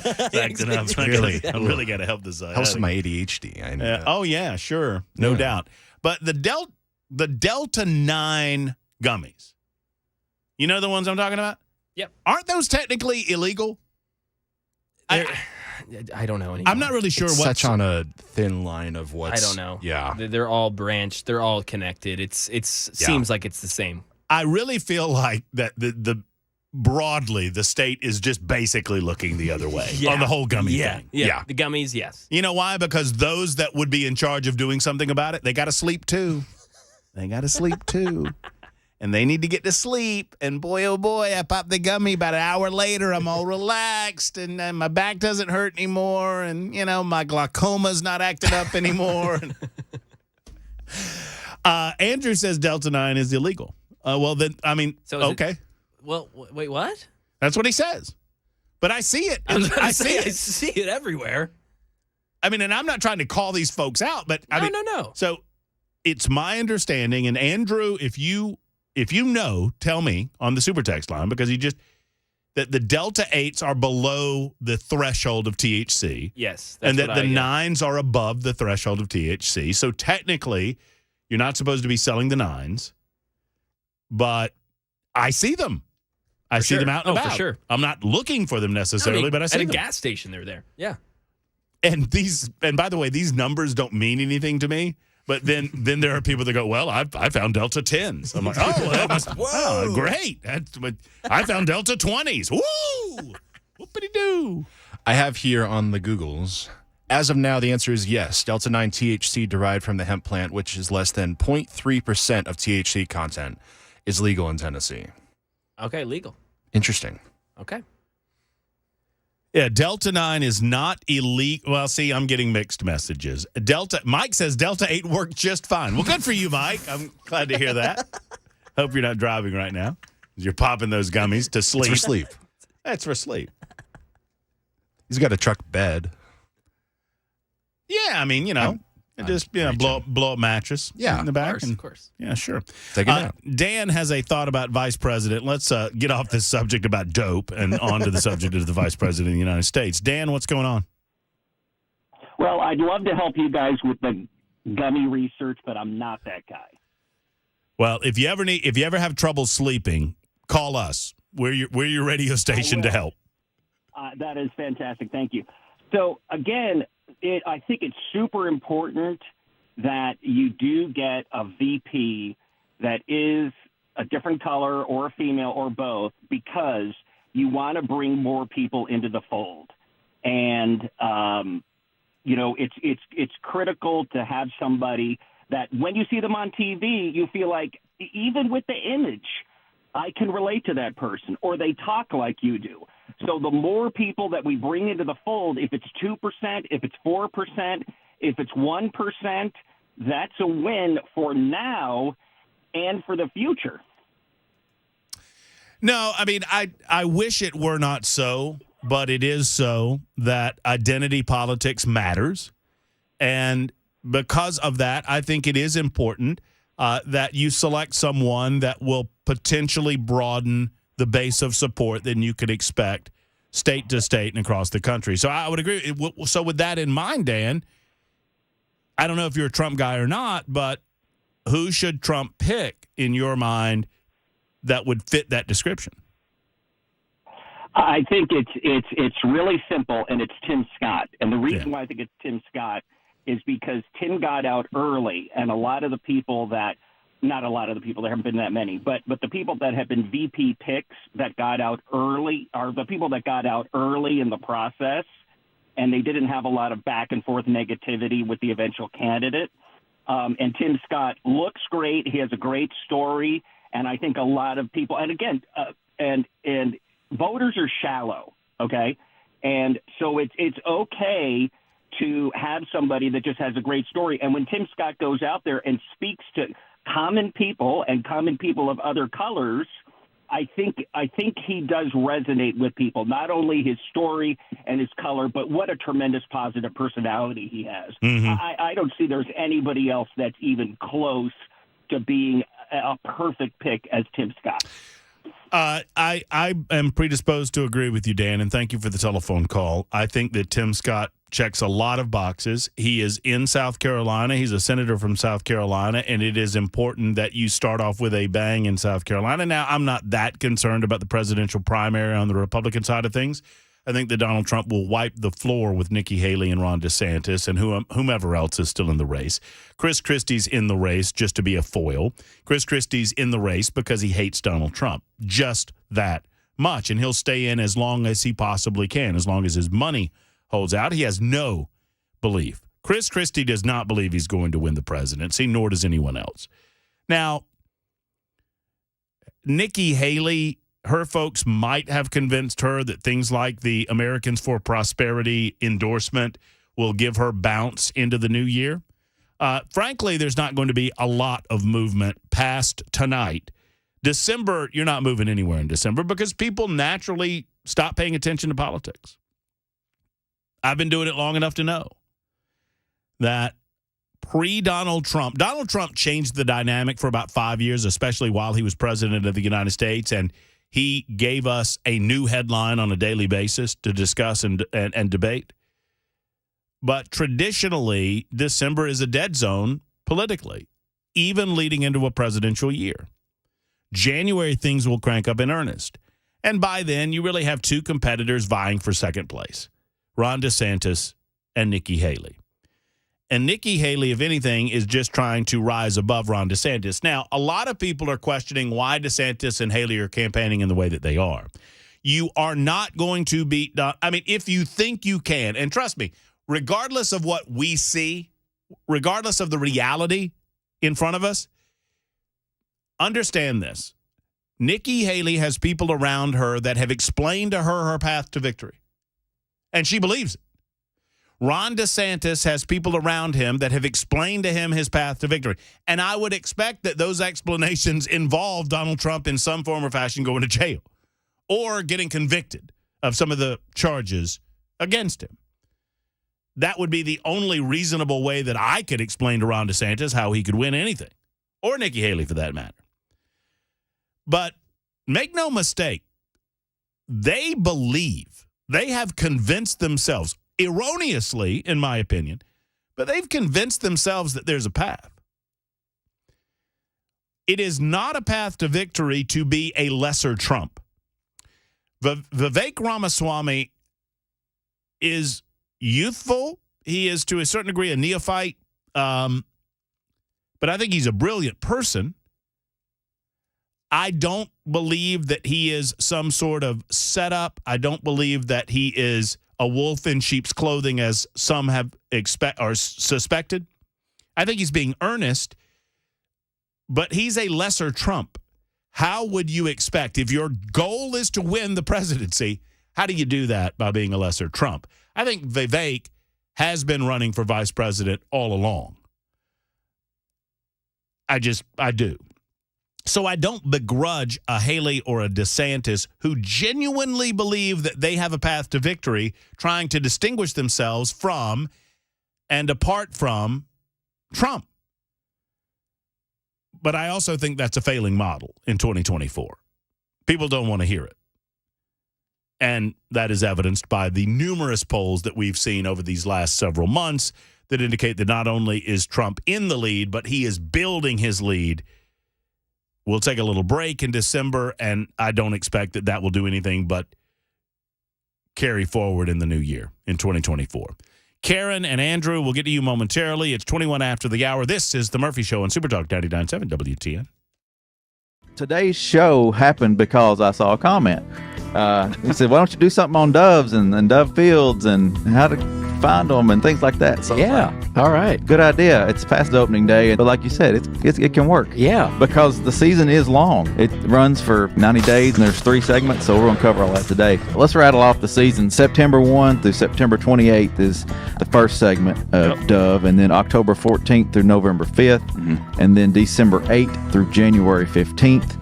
15 is your bag limit. So September 1 is opening day, and that's at noon in Tennessee. September 1st has been one of those days. I mean, you'll see guys. I mean, they'll take off work. Have big cooking and getting together with friends, and it's kind of neat to see. Yeah. Historically, it's a huge social event. I'd say the majority of the hunters probably hunt opening day, opening weekend, and then won't pick up a shotgun until next year. So, we have 2 other segments besides this one. Running in October, and then even all the way through January 15th. There's a lot of opportunity throughout the year. On our website, tnwildlife.org, on our homepage, you can click the button there to dove hunting info and fields is what the button's titled. It's got all the information on dove hunting. You can find the fields there. So let's talk about how to find a field. You click on Region 2, it pulls up the options that are available, and get down to Bark Camp Barrens, and you see it's open statewide. So the hunting's not over there. There's still opportunity. Even though we had a big opening day, let it die down a little bit and get back in there. You're going to have some good hunting, I think, there, sounds like, anyway.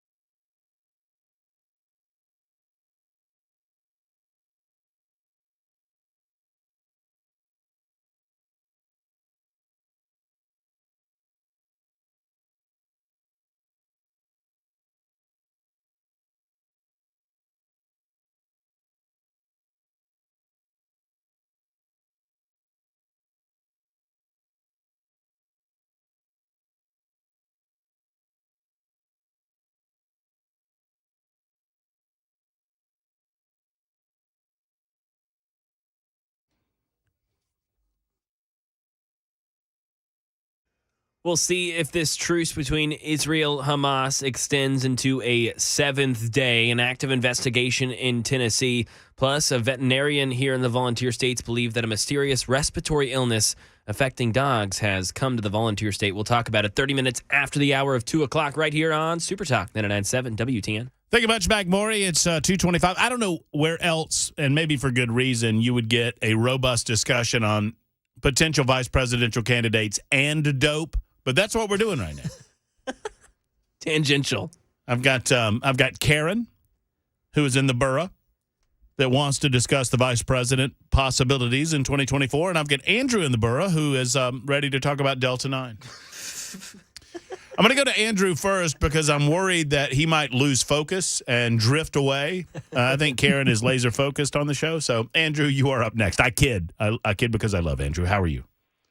I love you too, Matt. I'm doing great, man. So I'm clean as a whistle, but I used to be a kingpin in the Nashville area, and so I would like to say I'm an expert on the subject. I love it. All right, so talk to me. What's legal? What's not legal? I'm just out of curiosity. I'm wondering how much of this stuff that's being sold is actually technically illegal. Okay, so Delta 9 is illegal. What your boy said, the 0.03%, that's like taking a chip of a piece of a Tylenol, a pinhead, and adding it to something else and saying it's got Tylenol in it. It has no effect. It's simply a marketing ad. If you go to California, Illinois, Colorado, and you get a gummy there, that's Delta 9 gummy. And you can get them whatever strength you want, 500 milligrams, whatever. But the ones they sell here in Tennessee, that is taking out that active cannabinoid Delta 9 that gets you that effect of, oh, I need to go to sleep, which everybody knows that's not true. And what they add to it is things like THC-O or -A, which are chemical representatives of what the Delta 9 compound looks like. They keep changing the compound to make it still have the effect of the Delta 9, similar to what you get in recreational legal states. So I have a buddy. I have a friend. I would never have done this myself, but I have a friend that has eaten a gummy that were called Delta 9 gummies. And my buddy tells me that they got him pretty loopy. And he got these in Tennessee. So how is that possible? Well, your buddy probably has a very low tolerance and doesn't use marijuana on a regular basis. Yes, I can confirm that's true. Yes, absolutely. My buddy, yes, that's right. That's true. Yes, I can confirm that. Yeah. Your buddy's probably a virgin. So it's similar to like the first time you ever take Tylenol or ibuprofen. It's going to have a heavy effect, but if you're using it every day, it's not going to have any effect at all. What do you know about HHC? Have you seen these? Yeah, that's hydrolyzed hydrocarbon marijuana. It's a very lower strength. Delta 8 is the first thing that's come on the market. Then they add all these chemicals like THCO, THCA. Delta 10 is a lower strength of the Delta 8, and HHC is even lower. What it is other big states have made Delta 8 illegal and Delta 10 illegal. It's just another way of getting you, quote unquote, sleepy, and keeping it legal so these head shops can sell it. HHC is not what I would recommend if you're looking to go to quote unquote sleep. I got all the answers, bro. Keep them coming. I love the quote unquote stuff. I do too. The quote unquote sleepy stuff. Yeah. Because I'm a little confused now if we're really trying to, because I mean, everybody that said, it does help you go to sleep, right? Yeah, it does. But melatonin works fast and you get some crazy dreams. I mean, NyQuil also works. Yeah, I mean, you could. Yeah, I mean, if you wanted to go, whiskey actually makes you sleepy too. So I mean, if we wanted to go there. Don't get the melatonin from Walmart because that'll give you nightmares. So in the state of Tennessee, just to put a capper on this, in the state of Tennessee, what's legal is that the distinction that Mason was reading us earlier, it has to be a 0.03 or below or whatever that is. Right. It's just a marketing ad. It will have zero effect on you. It's just that they can say, oh, it's got Delta 9, and it really has zero effect. You know, it occurs to me that you might be a good person to ask this. What is the whole Delta 8, Delta 9, Delta 10 thing anyway? It's simply it's the chemical. You know, the chemical of Delta 9, and they change it to make a Delta 8. They take out the active cannabinoid, and they restructure the molecule to make it something else, something that they can sell in states like Tennessee. It's just a different chemical compound. Andrew, I'm fascinated by this subject. I hope others are, because these are things that I don't know. And I need to make sure that I'm within the law when I'm trying to get to sleep. Or I'm sorry, when my buddy's trying to when my good friend is trying to get to sleep. All hypothetical. I have no issues getting to sleep. But my good buddy, my good friend who wants to be within the law, want to make sure that he's not doing anything in violation. It's 2:31 on Super Talk.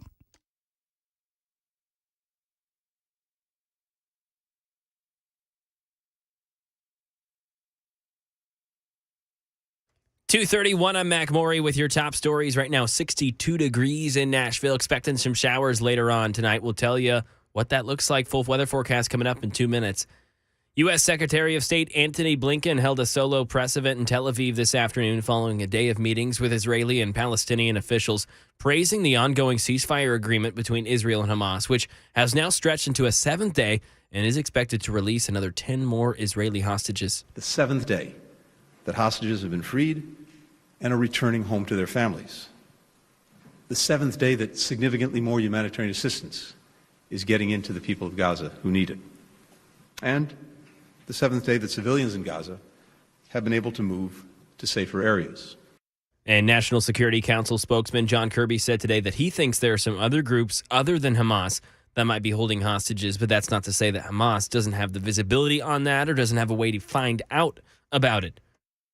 An active investigation in Tennessee. News 2 reports Murfreesboro officials are on the lookout for 4 persons of interest concerning thefts at local businesses. Cameras at Ulta Beauty at the Avenue on Medical Center Parkway found 4 women hiding items inside of their bags and leaving without paying. Authorities said similar thefts were also reported at Bath & Body Works and the American Eagle, adding that thousands of dollars worth of items were stolen from those 3 stores. And right now in Tennessee, a veterinarian in East Tennessee believes a mysterious respiratory illness affecting dogs has now moved into the volunteer state. Kingsport veterinarian Andy Cherry tells Channel 11 in Johnson City, when dogs come in with symptoms, they're not testing positive with any known illness. We've done multiple respiratory panels looking for the common causes of respiratory viruses or respiratory infections, and we have not come up with any determined diagnosis for that. So what we can basically test for, we're not coming up with a positive for. And Cherry said the illness has been prominent in dogs coming from boarding facilities, pet daycares, and dog parks. That is the latest news. Weather's next. I'm Mac Maury, WTN News.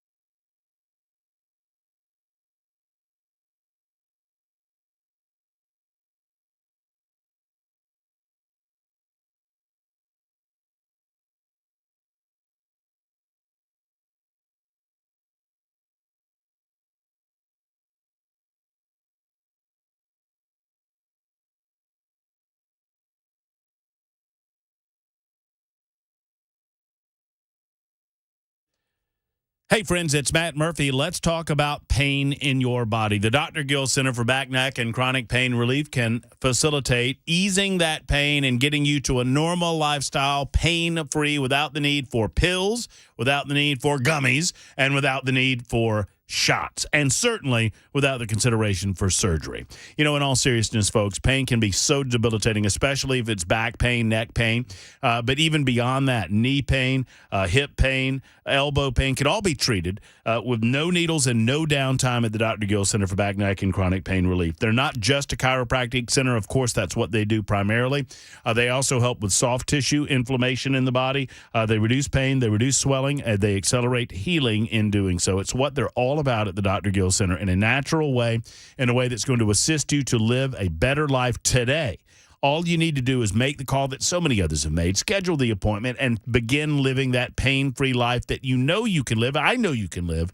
Thank you to the Dr. Gill Center. So give them a call today. Dr. Wendy is ready to assist. Dr. D, Dr. V, they're ready to go. They have over 100 years of collective experience at the Dr. Gill Center for Back, Neck, and Chronic Pain Relief. Here's the number, 615-882-4838. 882-4838. That's 882-4838. The Dr. Gill Center for Back, Neck, and Chronic Pain Relief in Franklin.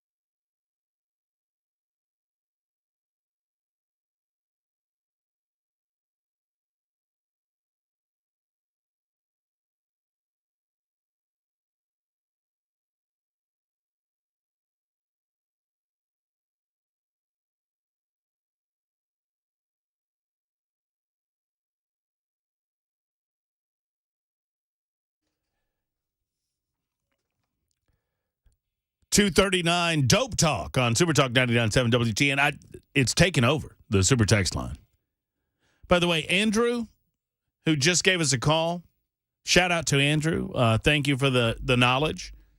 He said that he has he's got like a dope podcast Should I? Meaning it's cool, or he's talking about dope? I don't know. Maybe both. Maybe I have to tune in and see. Would that be Dope? I guess so. Dope podcast. It's called Humbled Highs, and I don't know that I'm necessarily recommending it or not, but I don't mind giving him a little bit of a shout out. Thanks to Share the Knowledge, his drug knowledge on what is legal and what is not legal in the state of Tennessee. Although a lot of you are suggesting that whatever limits that are claimed in some of these gummies, like I just had a guy say, Michael wrote in and said, Matt, I must have gotten a Delta 40. I'm a weed connoisseur. Never gotten anything like that gummy. I don't know what to tell you, man. You gotta watch. Super dope. Yeah, you gotta watch it out. You gotta watch out. Was that Mandus? See, Craig wanted to know. Yep. Matt, are you sure your friend ain't Mandus? Ha ha ha. Maybe. I ain't saying. I'm not saying. I'm just saying. Karen's in the borough with a thought about Vice President of the United States of America. Speaking of super dope. Hey, Karen, how are you? Hey, Matt, how are you? I'm great. Thank you for calling in. Well, congratulations on your weight loss. I love to keep hearing about you and Pamela and Dan on your journeys.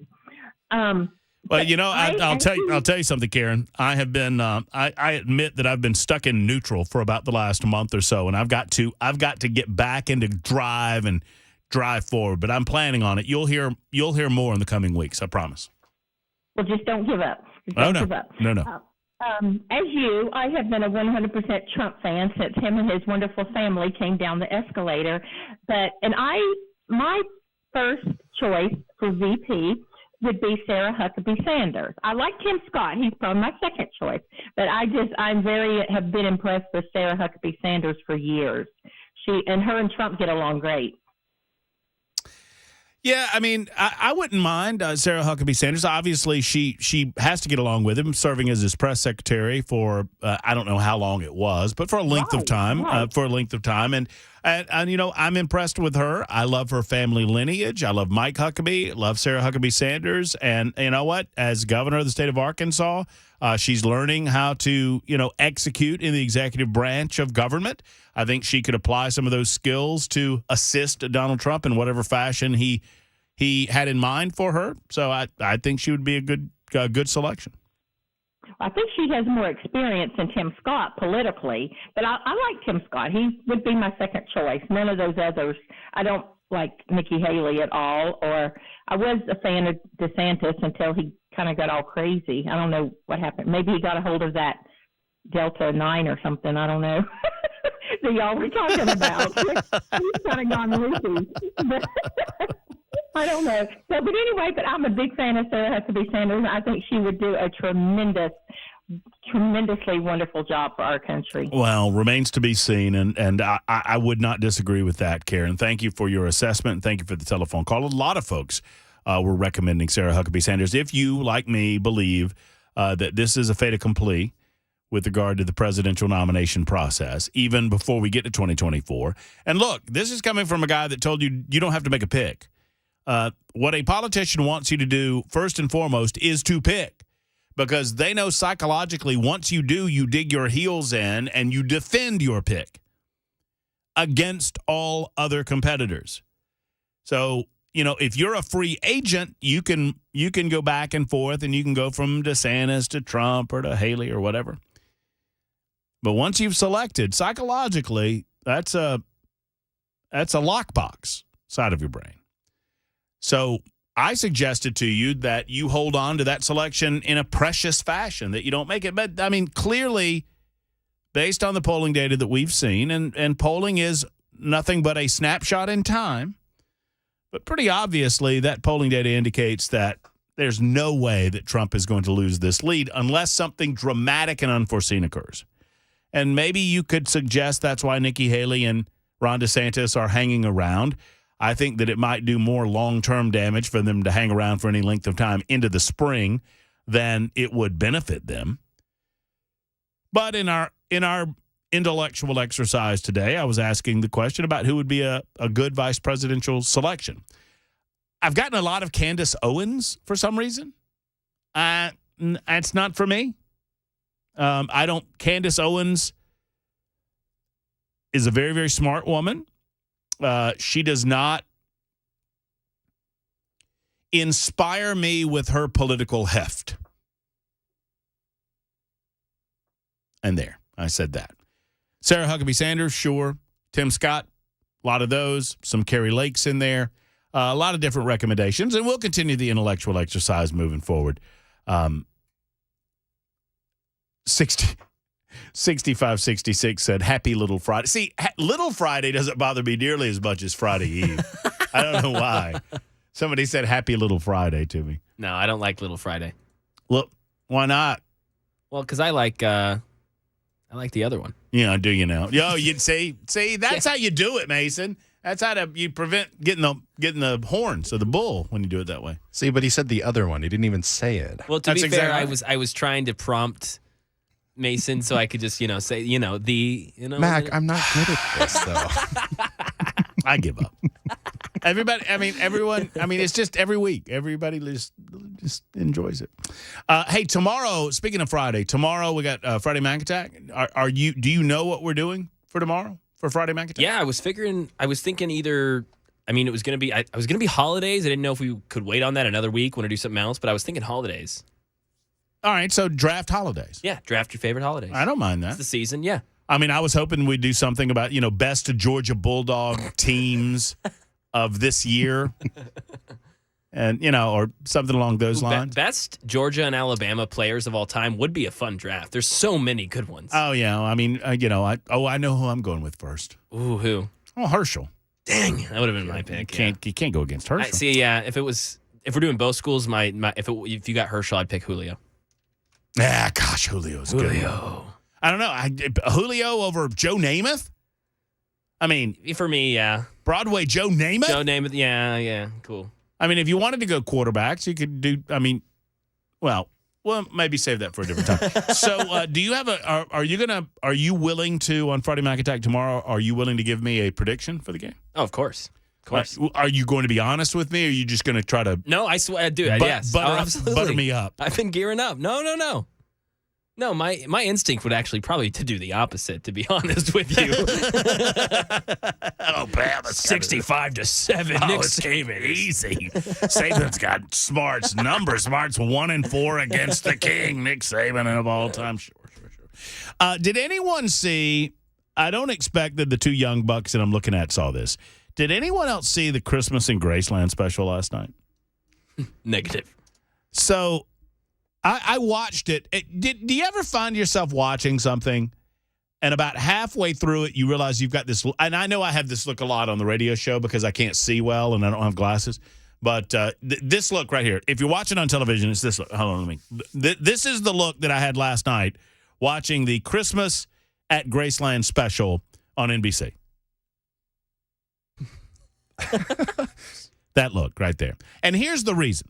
If you missed it, they were slating it as, it's 55 years after the 68 comeback special, which was, just an incredible piece of, just an incredible moment in entertainment time.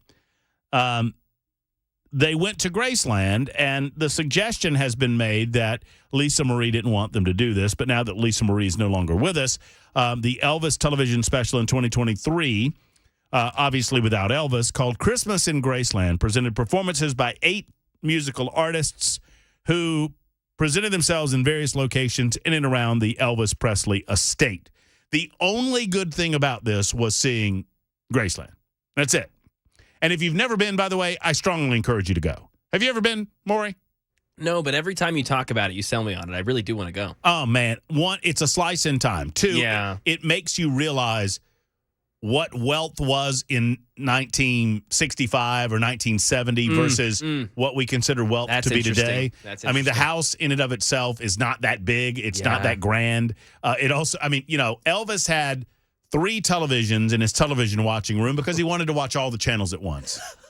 That's luxury. It's a smart man right there. Oh, yeah. And he had the stereo hi-fi in the corner there when he put the old record on the stereo machine and crank up the record player. He had He had a telephone right there in the kitchen, red phone in the kitchen, so he could call from his bedroom and order his meal of his choice right there. You know, Oh my gosh. it didn't even have an intercom set. I mean, it's just the times have changed quite a bit since 1977 when Elvis died. The thing that bothered me most about it, if you saw it, you might have noticed it. They touted this. They pretended it was a live show. Like they did this stupid thing that I've seen productions do where you hear the stage managers and make sure that Mariah Carey's on 4, Mariah Carey's up next, make sure she's and all of this was pre-produced. None of it was live, but they pretended that it was live. There was virtually no live content. It was absolutely lame. Where they were pretending that this was a live show and we're going from shot to shot to shot to shot, and it was so obviously not live. Gosh. And then Post Malone jumped into the pool, which annoyed me. We know you love Post. You know what? He's not a bad singer. No, he's good. He's actually talented. I have a difficult time having any respect for someone that has that amount of facial tattoos. It's a lot. It's the perfect business to have it in if he were to have it. I don't think I would trust him as my lawyer. You know what he said? No. Can you? I'm just imagining Post Malone in a courtroom now. Your Honor, can I have a sidebar? I swear he wasn't at the jewelry store. It reminds me of the My Cousin Vinny scene. Is your lawyer here? And Vinny's sitting on the counter. Yeah, I mean, it just, if you saw it, I think you know what I'm talking about. It was just, I don't know. I saw mixed reviews on it, and I just sat there and watched it, and I just was like, meh, and just didn't do anything for me. I don't know if Brian Wilson saw it or not. Let's find out together. 2:51, we'll find out what Brian's doing on the drive as well, right after this on Super Talk.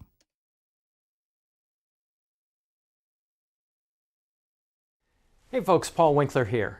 One of the things that we see from time to time, well, way too often, is this. Let's say that you go to a financial advisor and they say, hey, you need to set up an investment portfolio, and what we need to do is we need to have some of your money in stocks or mutual funds or ETFs or something like that, and we need to have something fixed or guaranteed in your investment portfolio that'll protect you against the market downturns. And quite often what they're talking about, they may not use this word, but often what they're talking about is putting your money into some sort of an annuity, like an indexed annuity or something like that, or a fixed annuity. And what they're doing is they're saying, hey, let's put your money in both of these, which sounds really good. And you should. And typically in an investment portfolio, you do want to have fixed investments and stocks as well in the portfolio to protect against inflation. But here's what happens when you manage a portfolio. Let me use a really, really simple example. Let's say I have a portfolio and I got stocks in there. Then I have my fixed income, my bonds in the portfolio as well. And let's say I have half my money in each. When stocks really do well, what we want to do is they're going to be overweighted in my portfolio. I own too much of them because they've done well compared to bonds. It was supposed to be half and half, and now maybe it's 70% stocks and 30% bonds, let's say, or something like that. So I want to sell some of this and buy some of that to bring it back to 50-50 and back and forth throughout time. Well, the problem is when you're managing a portfolio and rebalancing in that way, bringing it back to the original portfolio mix of half and half in my example, I'm going to have to incur a trading cost or a commission or a back-end surrender with the annuity. It doesn't make any sense to use that product in this particular manner. Why do people do it?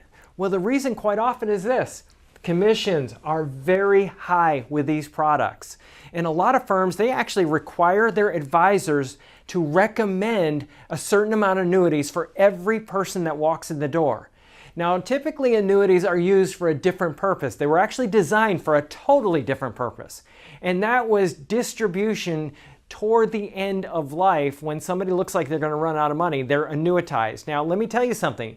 One study showed there was only like 5% of annuities are ever used in that fashion. Most often they're sold as an accumulation vehicle like this, and they were never really designed for that purpose. If you want to learn more, call us for a free 15-minute phone call or go to our website, paulwinkler.com. The number 615 851-1950 or paulwinkler.com. We don't do anything on commission, and we like to rail against these types of things and help investors do what is in their best interest. paulwinkler.com.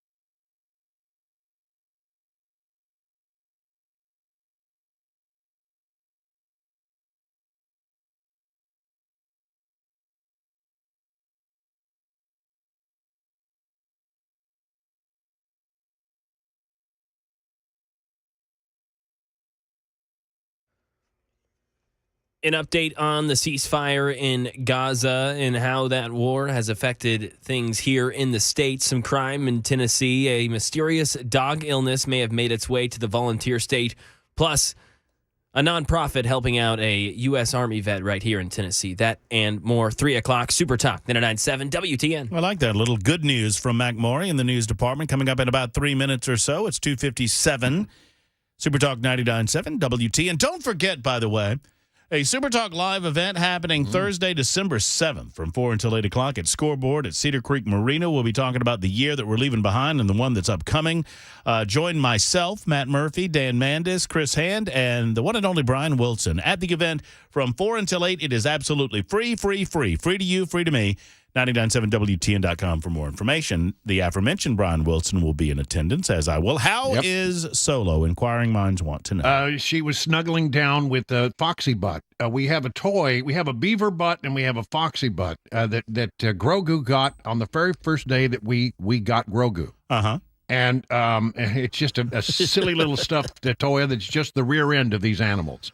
And we put Foxy Butt, in the little basket that we're using for Solo, and snuggled right in. I mean, I posted a picture of it on social media. Solo is doing very well, and is an eating and pooping and peeing machine. Let me tell you, bro. Well, as I learned at 2 o'clock this morning, you got to be careful when you're holding that dog. Oh, I hear you. Now, another inquiry as to the home spaces there in beautiful Watertown.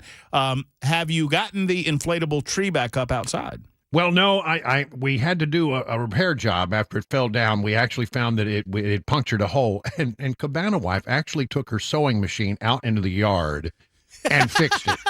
I mean, there's nothing this woman cannot do. That's awesome. And so no, it's going to go up again this weekend, and we're adjusting our staking strategy so that it won't happen again. That's the plan. Speaking of strategizing, what are you strategizing for this afternoon on the drive? What's up? Well, there's a whole lot of things. I want to talk about the life and times of Henry Kissinger, a very interesting man on the world stage. I want to talk about this story that I saw on Fox 17's website, where there's apparently some conversation being had in Williamson County about whether or not pride flags have a place in the classroom if teachers want to put them up. And I'm going to have a conversation about that, and we're going to open up the phones and let you have a conversation about that as well. Coming up on the drive. Looking forward to that. That starts at 3 right after Mac Maury's newscast, which is beginning presently and goes until 7 o'clock tonight. I'll be listening, and I hope you are. We'll be back tomorrow at high noon. Until then, friends, have a wonderful Thursday afternoon. Hug your loved ones. See you tomorrow. So long.